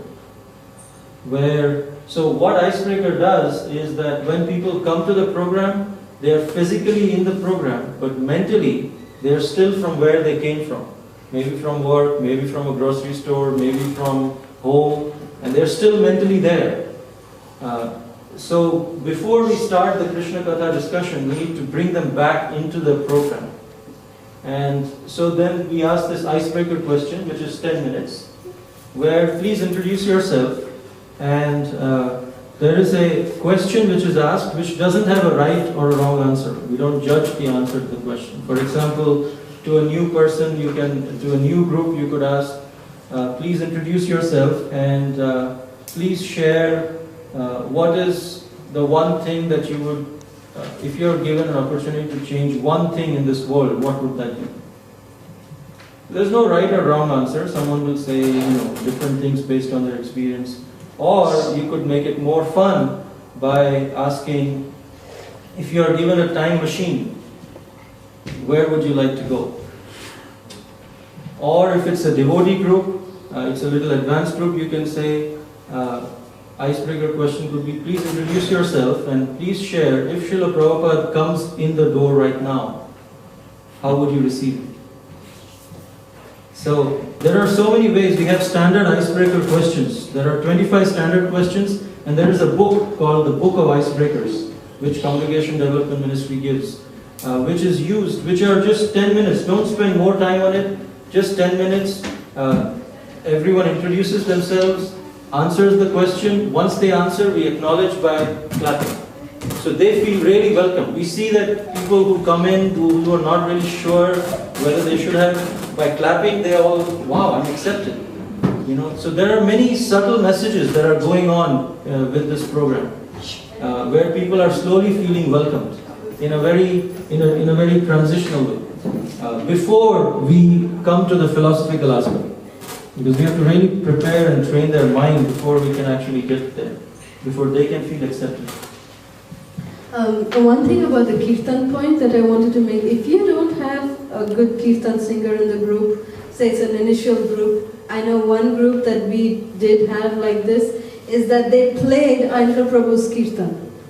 You can play that and then have, because that is also in the same way of call and response, like Aintra Prabhu is leading and devotees are following. So let Aintra Prabhu lead the kirtan for you for 10 minutes and then everyone follows. So that is also a very nice way of doing the kirtan if you don't have, you know, good kirtaniyas in your group. But having a personal leader physically present is always better. So 10 minutes icebreaker. Please don't judge the answers to the questions. If someone says, well, if I had a time machine, I would go to the medieval era, or maybe I would like to go to the future. Don't judge later. No, why would you like to go to medieval era? You should go to where Krishna is. Would you not like to go where? You know, it's okay. It's their opinion. The whole idea of icebreaker is that we welcome their opinion and we welcome them. And it's not going to matter where they want to go. But what happens is the facilitator of the group, whoever is conducting the discussion, although they are sitting in a circle, there is a facilitator. That's very important, and we'll discuss the facilitator role of the facilitator. That facilitator, he is facilitating the discussion, facilitating the answers from everyone, and making everyone feel welcome.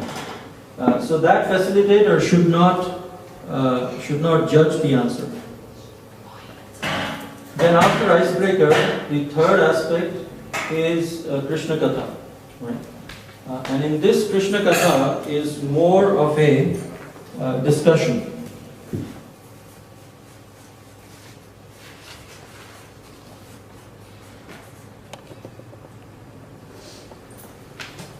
Let me open it. Do you have those sheets, Prabhu? Yes. Can you distribute that? Maybe that will be better than showing it. Okay.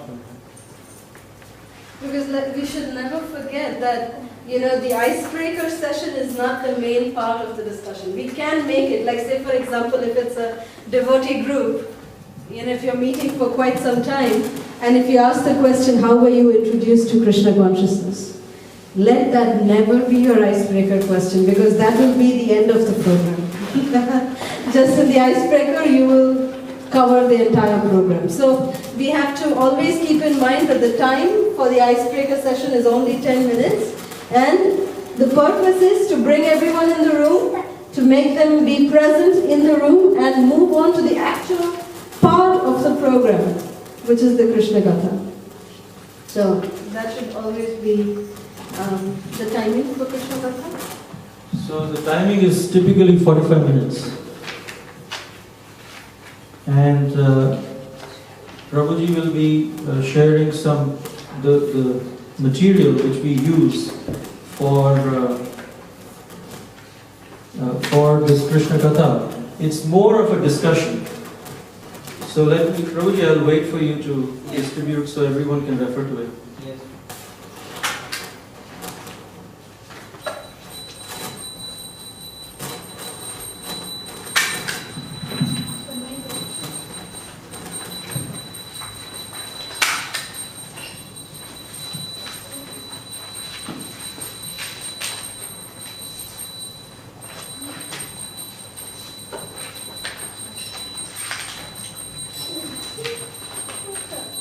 You want Prabhu or Mataji?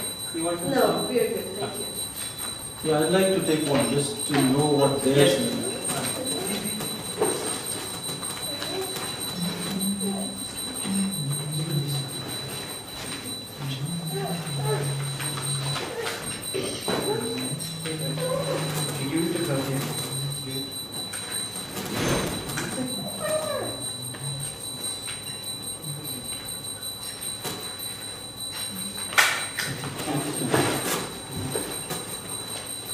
Okay, so the first one, if you see, is the Invocation Prayers.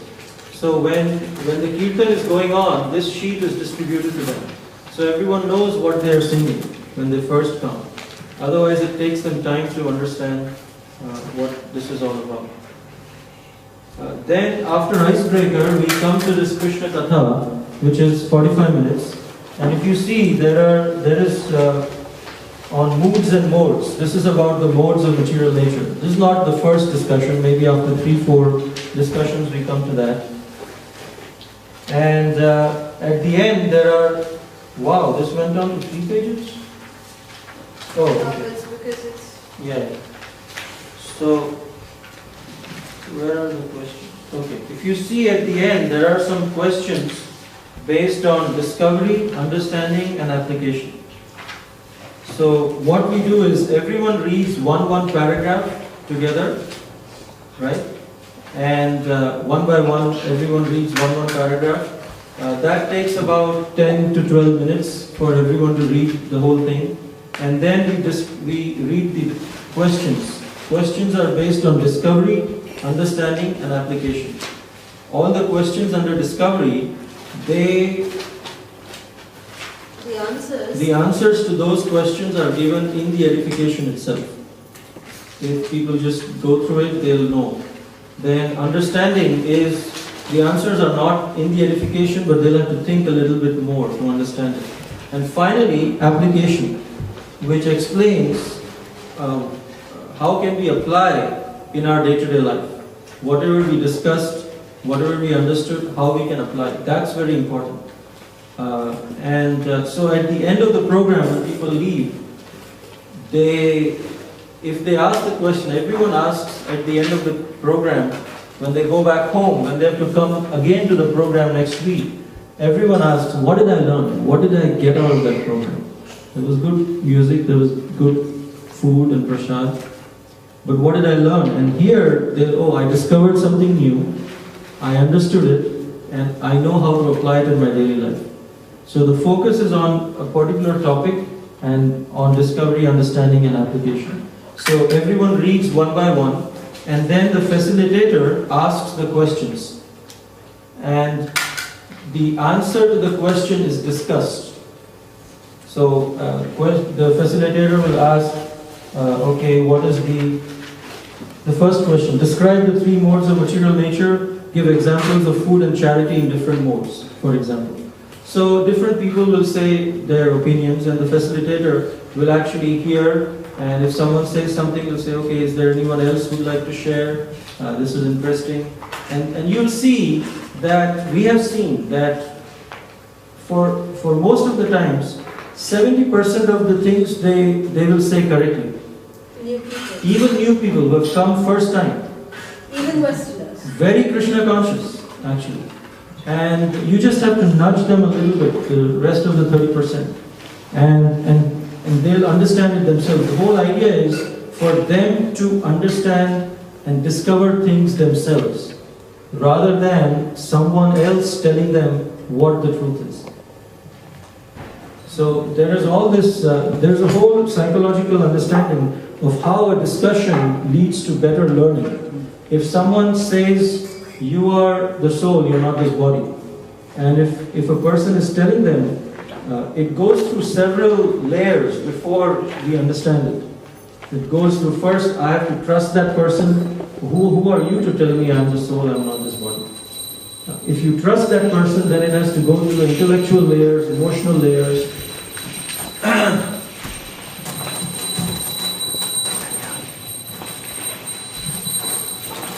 And then after several repetitions, after several times of hearing, we kind of start thinking about it.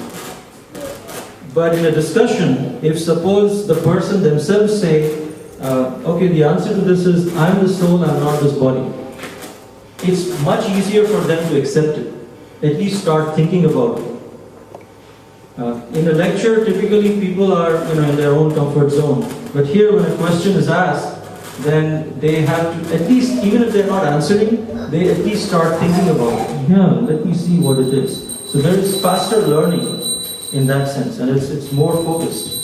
But the facilitation, we'll be discussing facilitation skills tomorrow morning as to how to facilitate a discussion, what are the different aspects that you have to keep in mind while facilitating versus lecturing. In lecture, the person has to be good in philosophy, he has to be a good speaker and all of these things.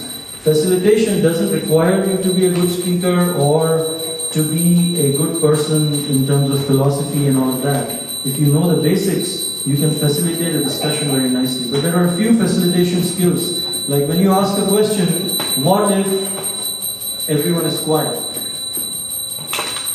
That's when the the pressure of silence starts building. But if you're trained and you understand that for 10 seconds if you wait, the pressure of silence will start going on to the audience. And then someone will feel like they have to say something. So you have to wait, the power of waiting when you facilitate a discussion. Because these are practical things that will come. And if you start becoming nervous and say, hey, no one is answering, I need to say something, and you give the answer, then the purpose is lost. We want them to think about it and give the answer, and then the facilitator at the end can actually nudge a little bit and give the proper Krishna conscious conclusion. But initially, the answer has to come from them. And then, after some time, after a few people have answered, then the facilitator can give the Krishna conscious understanding. And a lot of people then actually accept it and understand it very well. So in this way, it's the same thing. We are telling them the same thing as we would have told in a lecture. But it's done in an interactive, interesting, and in a way that welcomes their views also, and which validates some of their views. So we'll discuss more about it in the facilitation skills. But if we get on with this, this goes on for 45 minutes, and we have strict timing regulation. We have a timekeeper. As a facilitator role, there is a role of a facilitator and there is a role of a timekeeper. And that timekeeper, Prabhu or Mataji, is the bad guy. Typically, someone who wants to leave the earliest, we keep them as the timekeeper. So 45 minutes, after 30 minutes, they ring a bell or an alarm or something. When 5 minutes are remaining, they again say, and wherever we are in the discussion, in the discussion, we just stop there and continue next week. So that way there is some interest remaining also. Oh, okay, we completed next week, I want to come again to complete this particular discussion. It was interesting. And sometimes we are able to complete all of them, that's fine too. But if we don't complete, there's no need to continue on. We can continue the discussion next week also. So that's very important, and that's why we have these questions. When the first Bhakti Vriksha program was started, these questions were not there. It was just reading, and then people would discuss. And then it was found that discussion was going from one branch to another, and it was getting very confusing for everyone. So then with these questions guide the discussion. And the facilitator in the beginning itself has to say that I'll be the facilitator of the program, and I'd like to facilitate the discussion, and if I find that the discussion is going away from the topic, I'll take the liberty to come in and chime in and just bring the discussion back on track. It's very important to say that up front in a humble way. Because then, now if you see that someone is going on an off-track topic or something, you can come in and say, we're going deviating from the discussion. This is an interesting point that you're bringing up. We'll cover this during Prashadam. Can we discuss this during dinner? But let's keep focus on this right now. So that's very important. All this we'll discuss in the facilitation skills. But moving forward, after Krishna Katha, the next is we have Namamrita, or actually sharing is the essence. Where Shri Namamrita and sharing is the essence. So sharing is the essence is, we read a quote from Srila Prabhupada's book. His book is called Preaching is the Essence, which has all the compilation of all the quotes of Srila Prabhupada on preaching, on the benefits of preaching and things like that. So we read that quote.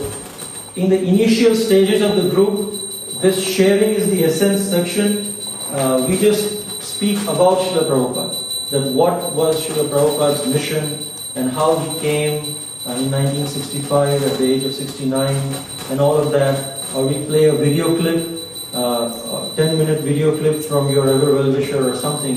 In the beginning stages, the sharing is the essence session is more about Srila Prabhupada. But later on, we start reading from, in this material, there is sharing is the essence section.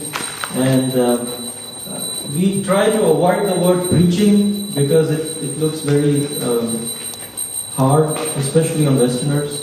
So we just say sharing is the essence.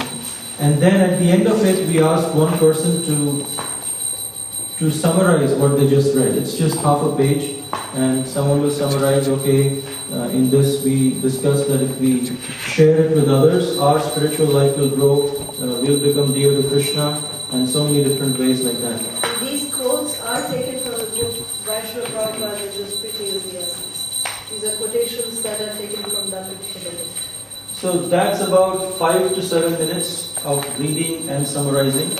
And then we have preaching reports and assignments.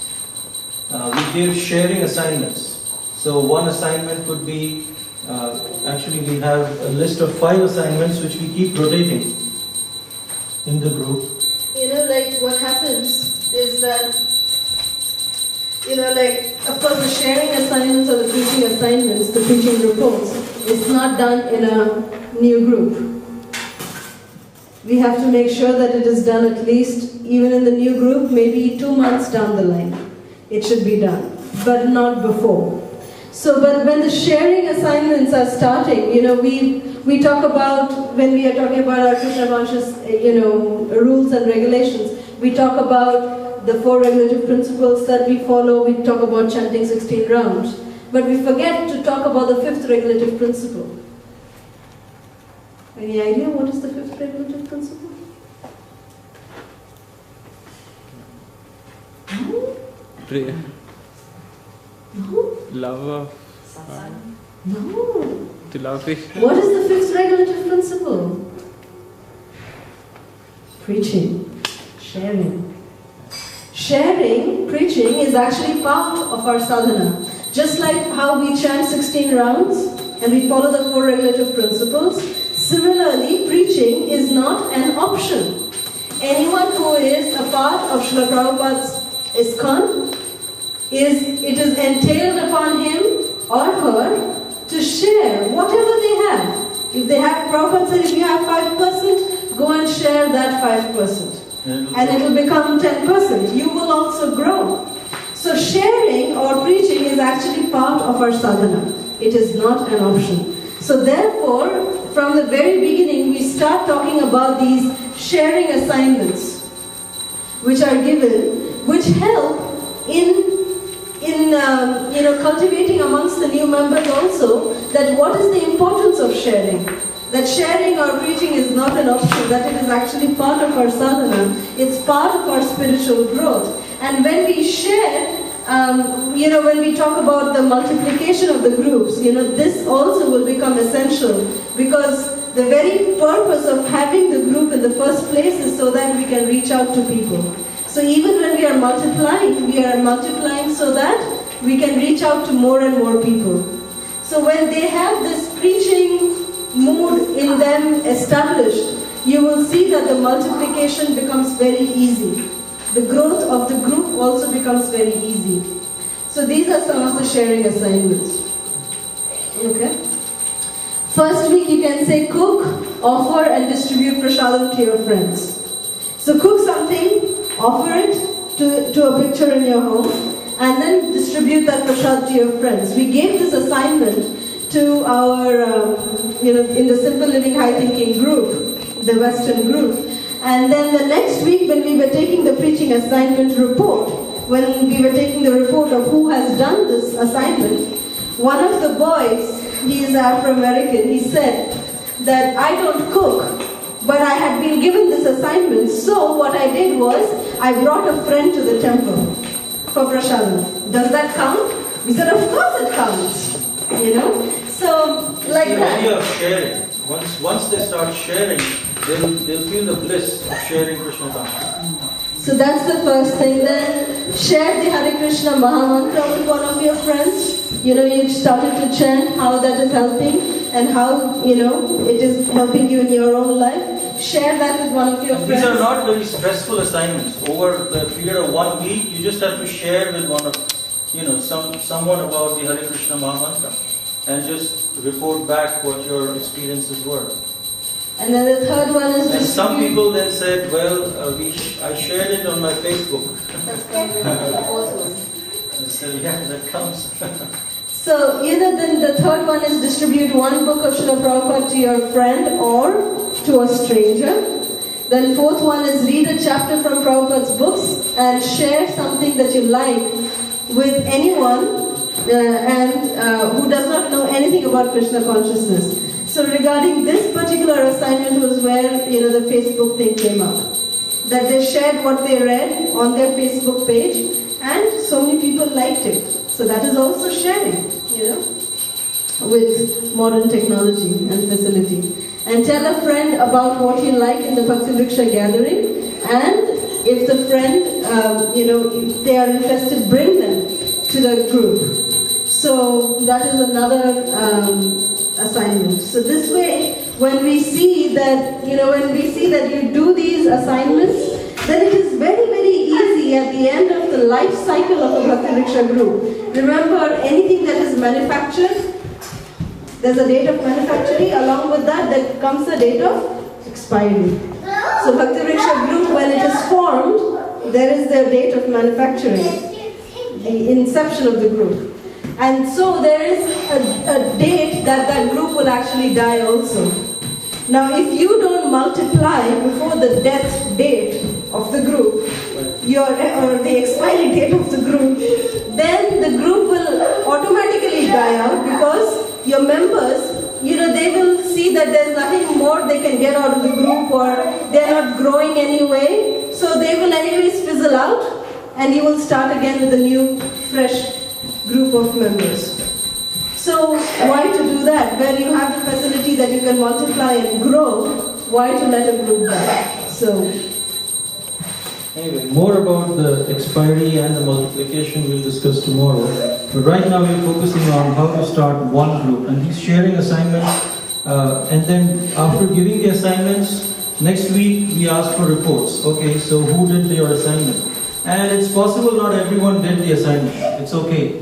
Even if 2-3 people have done, they'll share. Oh, I did this and it was so wonderful. They really accepted it.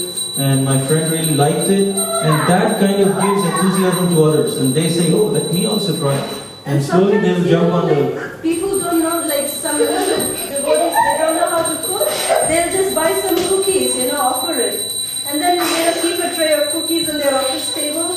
And that way you're distributing prasad. So these are certain things that also can be at least they start thinking about it. And sometimes they come up with, well, I distributed this book I tried a lot, but no one took the book from me. They come back with issues that, how can I do it better? And so that's a forum where you can discuss. Maybe someone can say, maybe you can try this, maybe I tried this worked. And so there is some discussion about sharing of Krishna consciousness in the group. That's very important also. But make sure it's just 15 to 20 minutes. So that's sharing is the essence. Then next, finally, Namamrita, which is chanting. We do japa. We actually read from, there is another book of Srila Prabhupada called Sri Namamrita, which has again compilation of Srila Prabhupada's quotes on on the benefits of chanting the holy names. And so these quotes are taken from there. And so everyone reads that, and then someone summarizes it. And then we have one round of japa. After reading what is the benefit of chanting, then everyone chants japa. And sometimes we do one round, but sometimes some newcomers, one round is too much for them also. The initial stages. In the initial stages. So we sometimes do 1/4 of a round, or sometimes we, if it's really a new group, then we try to get them familiarized with the Hare Krishna Mahamantra. Kalasudha does a guided meditation kind of thing, where we just ask them to close their eyes and just repeat Hare, and everyone repeats Hare. Then 3 times we do that. Then we tell them the meaning of Hare, in a not in a religious way, but Hare is the feminine energy, which is all loving and all forgiving, all accepting. Try to connect with that energy, try to hear these sound vibrations. Then we say Krishna, and everyone repeats Krishna, 3 times Krishna. So now they're focusing on the holy name. The whole idea is they should focus on the holy name. Taking up to a japa is actually will come in the future, but at least they need to be aware. Otherwise, Hare Krishna Mahamantra for Westerners is a tongue twister. Hare Krishna, Krishna Krishna, Hare Hare, Hare Rama, Rama Rama, Hare Hare. So we need to really guide them and take them towards that. Even sometimes for the Indians.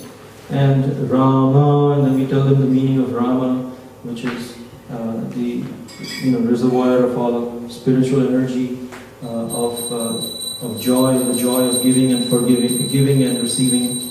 So like that. So we have a whole write-up about what you can say during this Namamrita session to introduce japa to different people. So we can discuss that. And that goes on for 15 minutes, and then prasadam. So if you see, it takes about the same amount of time. That is 15 plus 10, 25, and then 45 minutes. So that's 1 hour 10 minutes here, 1 hour, 1.5 hours here, and it's about 1 hour 40 minutes. 1.5 hour to 1 hour 40 minutes program. And then of course prasadam. So after the program, if someone wants to leave, we can pack prasadam and they can leave. If they want to stay, they can stay, and we can have discussions. And during prasad, typically we tend to have social kind of discussions, not too much philosophical. If someone wants to ask questions, that's okay. But otherwise, just to know them, who they are, where they are from, what they do, what is their life like, and share our lives. And in that way, they become more friendly. So that way, if you become friends with them, that's when they will want to come again. And it's sometimes okay to leave them with some questions, not answer their questions. Tell them, come next time, we'll discuss them.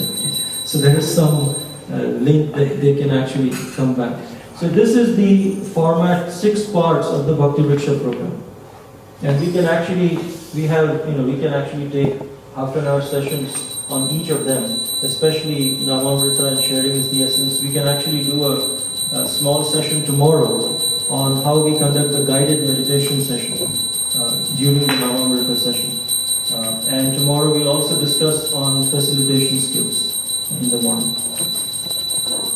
Which day is what I have to do because working day evening is very late, so it's very difficult for them to focus. Weekdays, people have their own time. So how do you suggest? What do you suggest? Should be in the afternoon or evening? So, very good question. That's a very good question. Typically what we have found is that for Indians, Friday evenings is the best. We've tried several combinations, and we found that Saturdays are good for one-time programs, like big program one time. But for a regular program, we tried on Saturdays. People cannot come regularly because they have so many other commitments they want to. Friday for Indians, they feel the day has gone. They can still come on a Friday evening. Saturday they can take it easy. And for Westerners, Thursday evening is what we found as the best. Thursday. because their weekend starts on Friday, and they start doing plans on Friday onwards. So Thursday evenings and Friday evenings for Westerners, it didn't work out so well. We moved Thursday, we saw good attendance. So that's what we found so far. Do you agree with that? That's interesting. I'm just thinking about my family. They've got things going on 7 nights a week. But Thursday is the only one that's open. Right. See? Interesting. Somehow we've seen that practically, we've, as Prabhu said in the beginning, we've burnt our fingers many times. And, with experience it has taught us over these, after marriage we've been doing Bhakti Vriksha since 2001. Together, since 2001 we've been doing Bhakti Vriksha, and before marriage Prabhu has been doing it also, and I've been practically evolved through the Bhakti Vriksha system. And so it's been almost 20 years that I've been doing the Bhakti Vriksha programs. And we've seen this, the main thing which Prabhu just briefly touched upon in a Bhakti Vriksha program is the aspect of friendship. When we not pose ourselves as devotees and we are your teachers and we are here to teach you, and that really always creates a mental block within a newcomer. But when we approach them as friends, that I am like you. If a person like me can take it up, why not you? You are so much more better a person than I am. Why can't you take it up? So when we approach them on a friendly way, on the level of being their friend, they will want to come back, even if they don't agree with our philosophy. That's been our experience. Because in the beginning, there have been a lot of Indians who cannot accept the fact that we worship only Krishna. Why not other demigods? That's the hammering point for many Indians. And for Westerners, there's been many points also, which can pose a lot of difficulty in accepting philosophy. But when they know that they have friends in the program, when we are just being their friends, they have a home separate from their own home, they can come to. They will still come if they are not agreeing with our philosophy. That's been our experience. Because they like you. They might not like your philosophy, but they still like you, they will come. And also the environment of the group. Because some people say, well, I don't agree with your philosophy 100%, but I like the vibrations in the group. I like to be a part of your group. I don't see this anywhere else. There must be something which is working. And typically a person doesn't get convinced only in the first interaction. Unless there are multiple interactions, that's when a person really commits to Krishna consciousness. So instead of convincing them in the first go itself, we should focus on them feeling good about the whole program and that they come again and again. And if they come again and again as a result of association, they'll get convinced anyways. I'm sure many of you might have that experience anyways, but I just wanted to highlight that. And one of the very important programs which goes simultaneously with these 6 programs is the children program. So the children program also goes on after Kirtan and Icebreaker. Right after Kirtan. Right, okay, I'll let you. She's the expert in the children program. The children's program, yes, it starts off right after the Kirtan. The children and the adults take part simultaneously. And after the Kirtan is over, then one adult, who is responsible, we're going to talk about it tomorrow in the Bhakti Vriksha roles assignments. There are different roles that every senior member of the group can take. And when they take such roles, one of those roles is being a children coordinator. So the devotee who has taken that service of being the children's coordinator takes all the children after the Kirtan and takes them separately out and, conducts a children's program. That we'll talk about tomorrow, what is conducted in the children's program. But then they come back during the Namamrita time. basically. They come back during the chanting session and they take part in the chanting, and right after that is prasadam. So they come back for the japa, and then they, after japa, then they do a little presentation while the prasadam is getting ready. While they're serving the prasadam, what they do is, one of the child from the group, they take turns. Every child will get a turn. So one of the child, they come up and they just share with the rest of the group what they have learned during the entire time. What have they learned?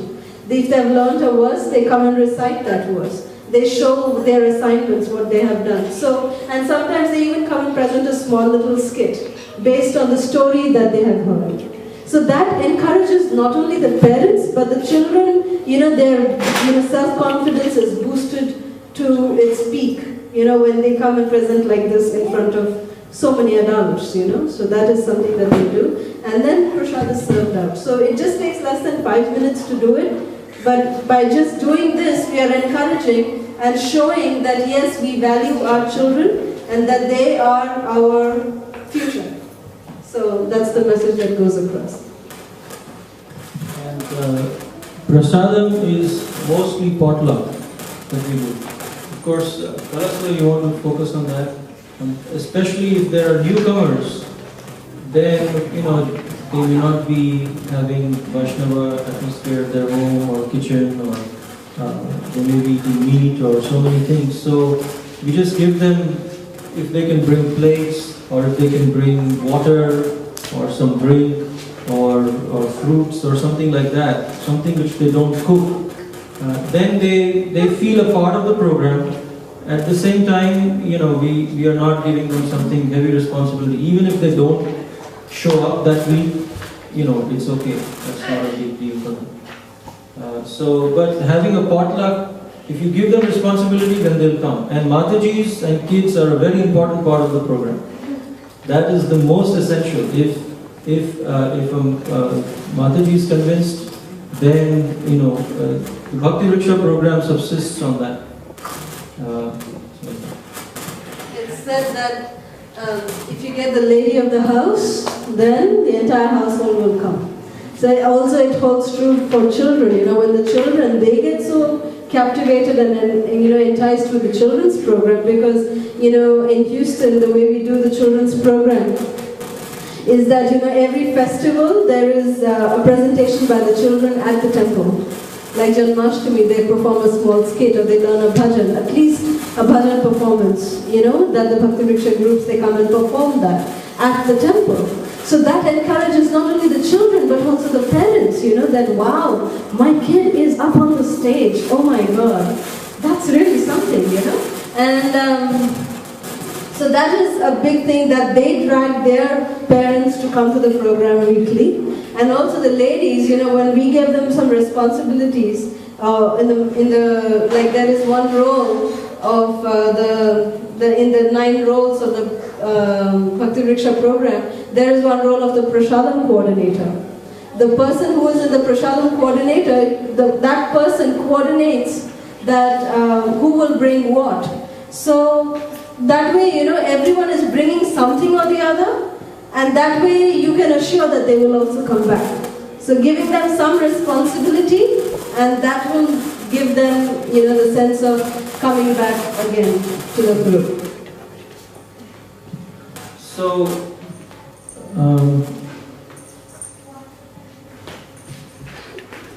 we can have a quick live demonstration of the gathering, but if you have any questions or comments, we can take that now.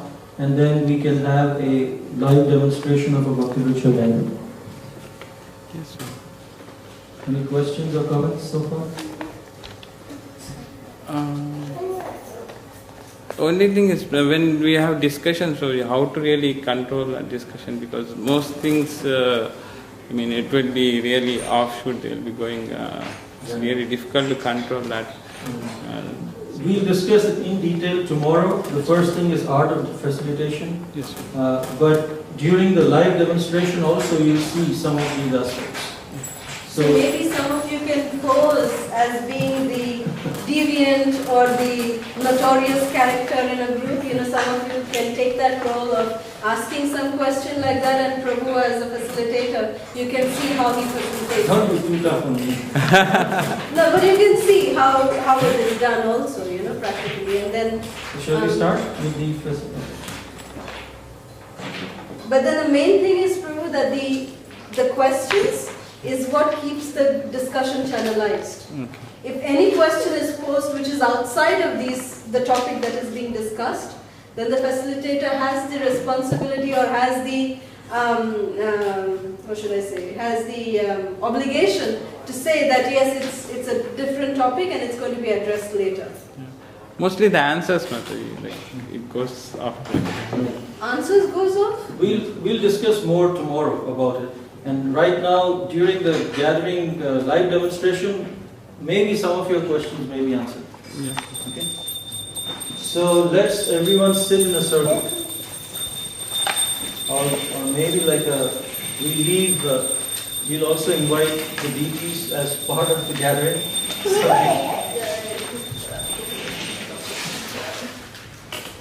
So let's do some housekeeping.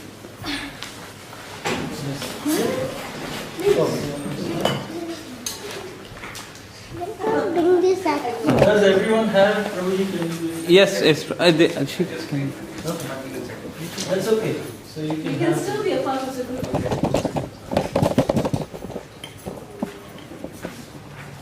Okay. Alright, so we'll assume something is that we've already completed the kirtan, because we want to complete this in half an hour.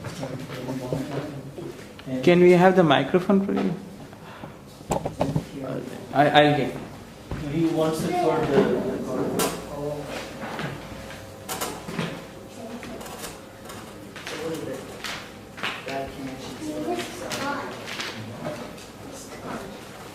So we won't do the entire 1.5 hour or 1.5 minutes.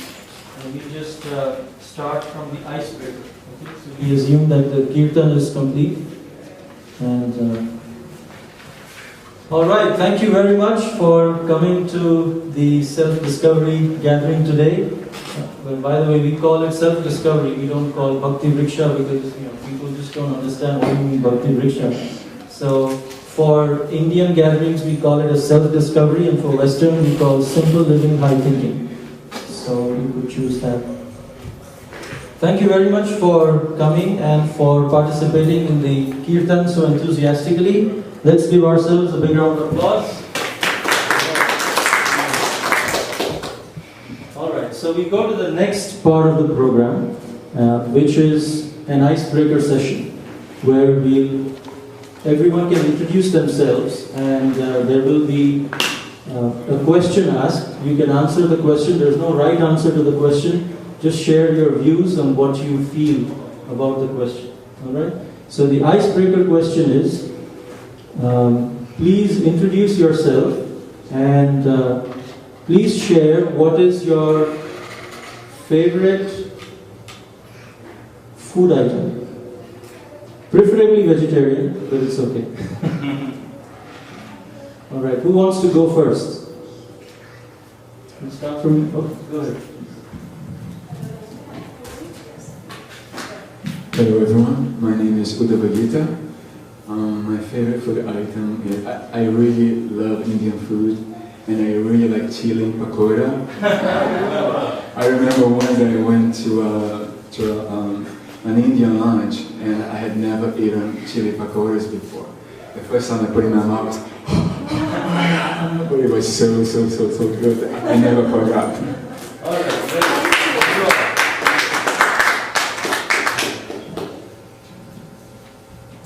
We're going this way.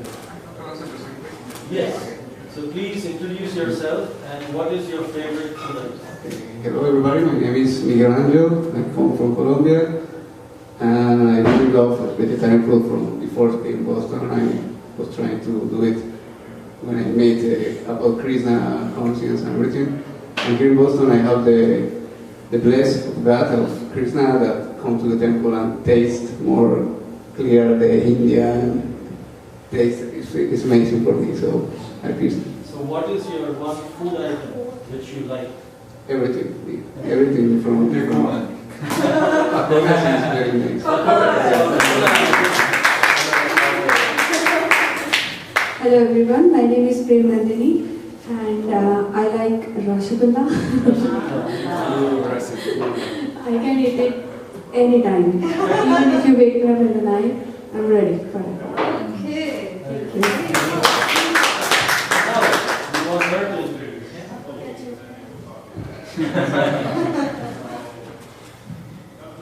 My name is Sundari. My favorites are sweets, any sweets. Any one sweet? Gulab jamun. What is your favorite? Chaitanya. What do you like? Say your name. What is your name? This is Chaitanya. And what is your favorite food? Huh? It doesn't know. Okay, my name is Chantamai Devi Dasi. And my favorite food is Shrikhand.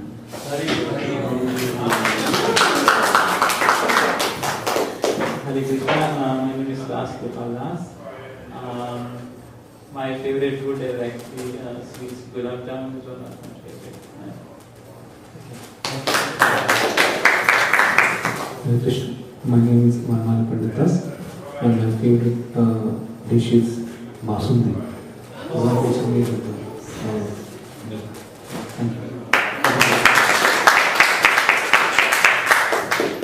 Hare Krishna, my name is Advaita Chandra. And anyway, this is a side note. Typically, it may be a good idea if the facilitator starts first.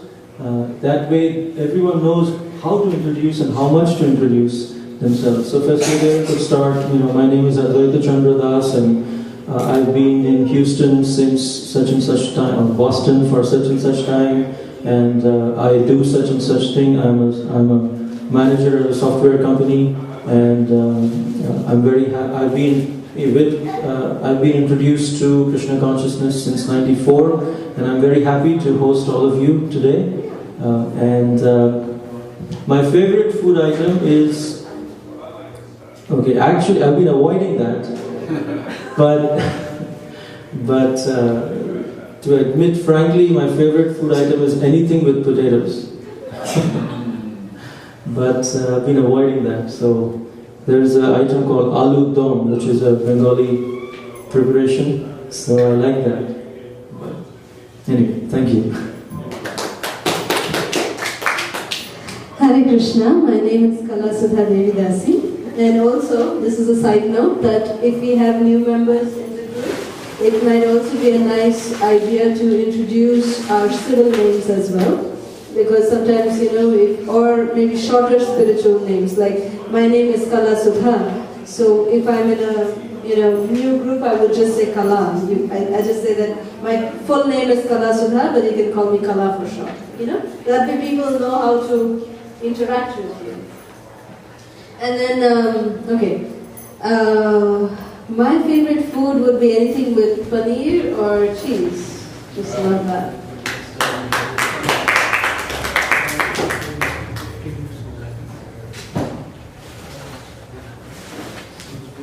Alright, so that ends the Icebreaker Session. Thank you so much for introducing yourselves.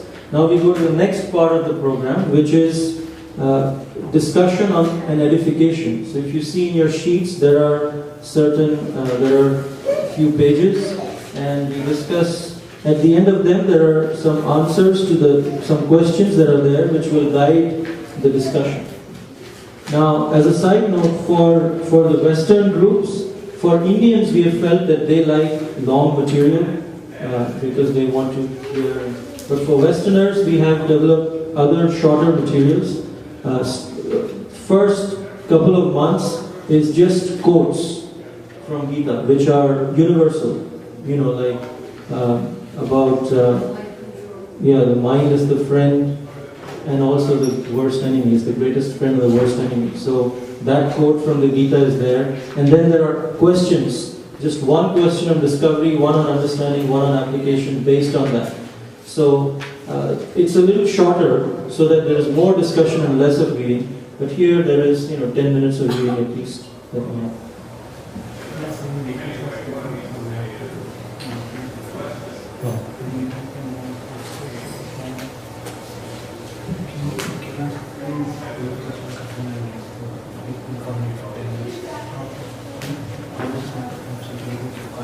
Anyway, removing anything will take half hour. After one, then next session You can from 2. Yeah.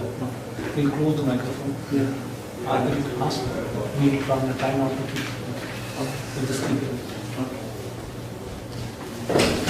So, okay, so let's start with reading the dedication. So everyone can read one paragraph or a few lines, and then go to the next person. So let's start. Moods and modes. Why are some people by nature outgoing and talkative, while others are quiet and shy? Why are some people attracted to hot, spicy food, others to sweet and juicy foods? Why do some people enjoy classical music, while others enjoy passionate rock music, and yet others enjoy both? What are the forces of nature that compel people to act the way we do? How do these forces work, and who is controlling them? We generally think that we are in control of our actions and that we are making our own decisions. However, in the Bhagavad Gita, Lord Krishna says, all men are forced to act helplessly according to the impulses born of the modes of material nature. Therefore, no one can refrain from doing something, not even for a moment.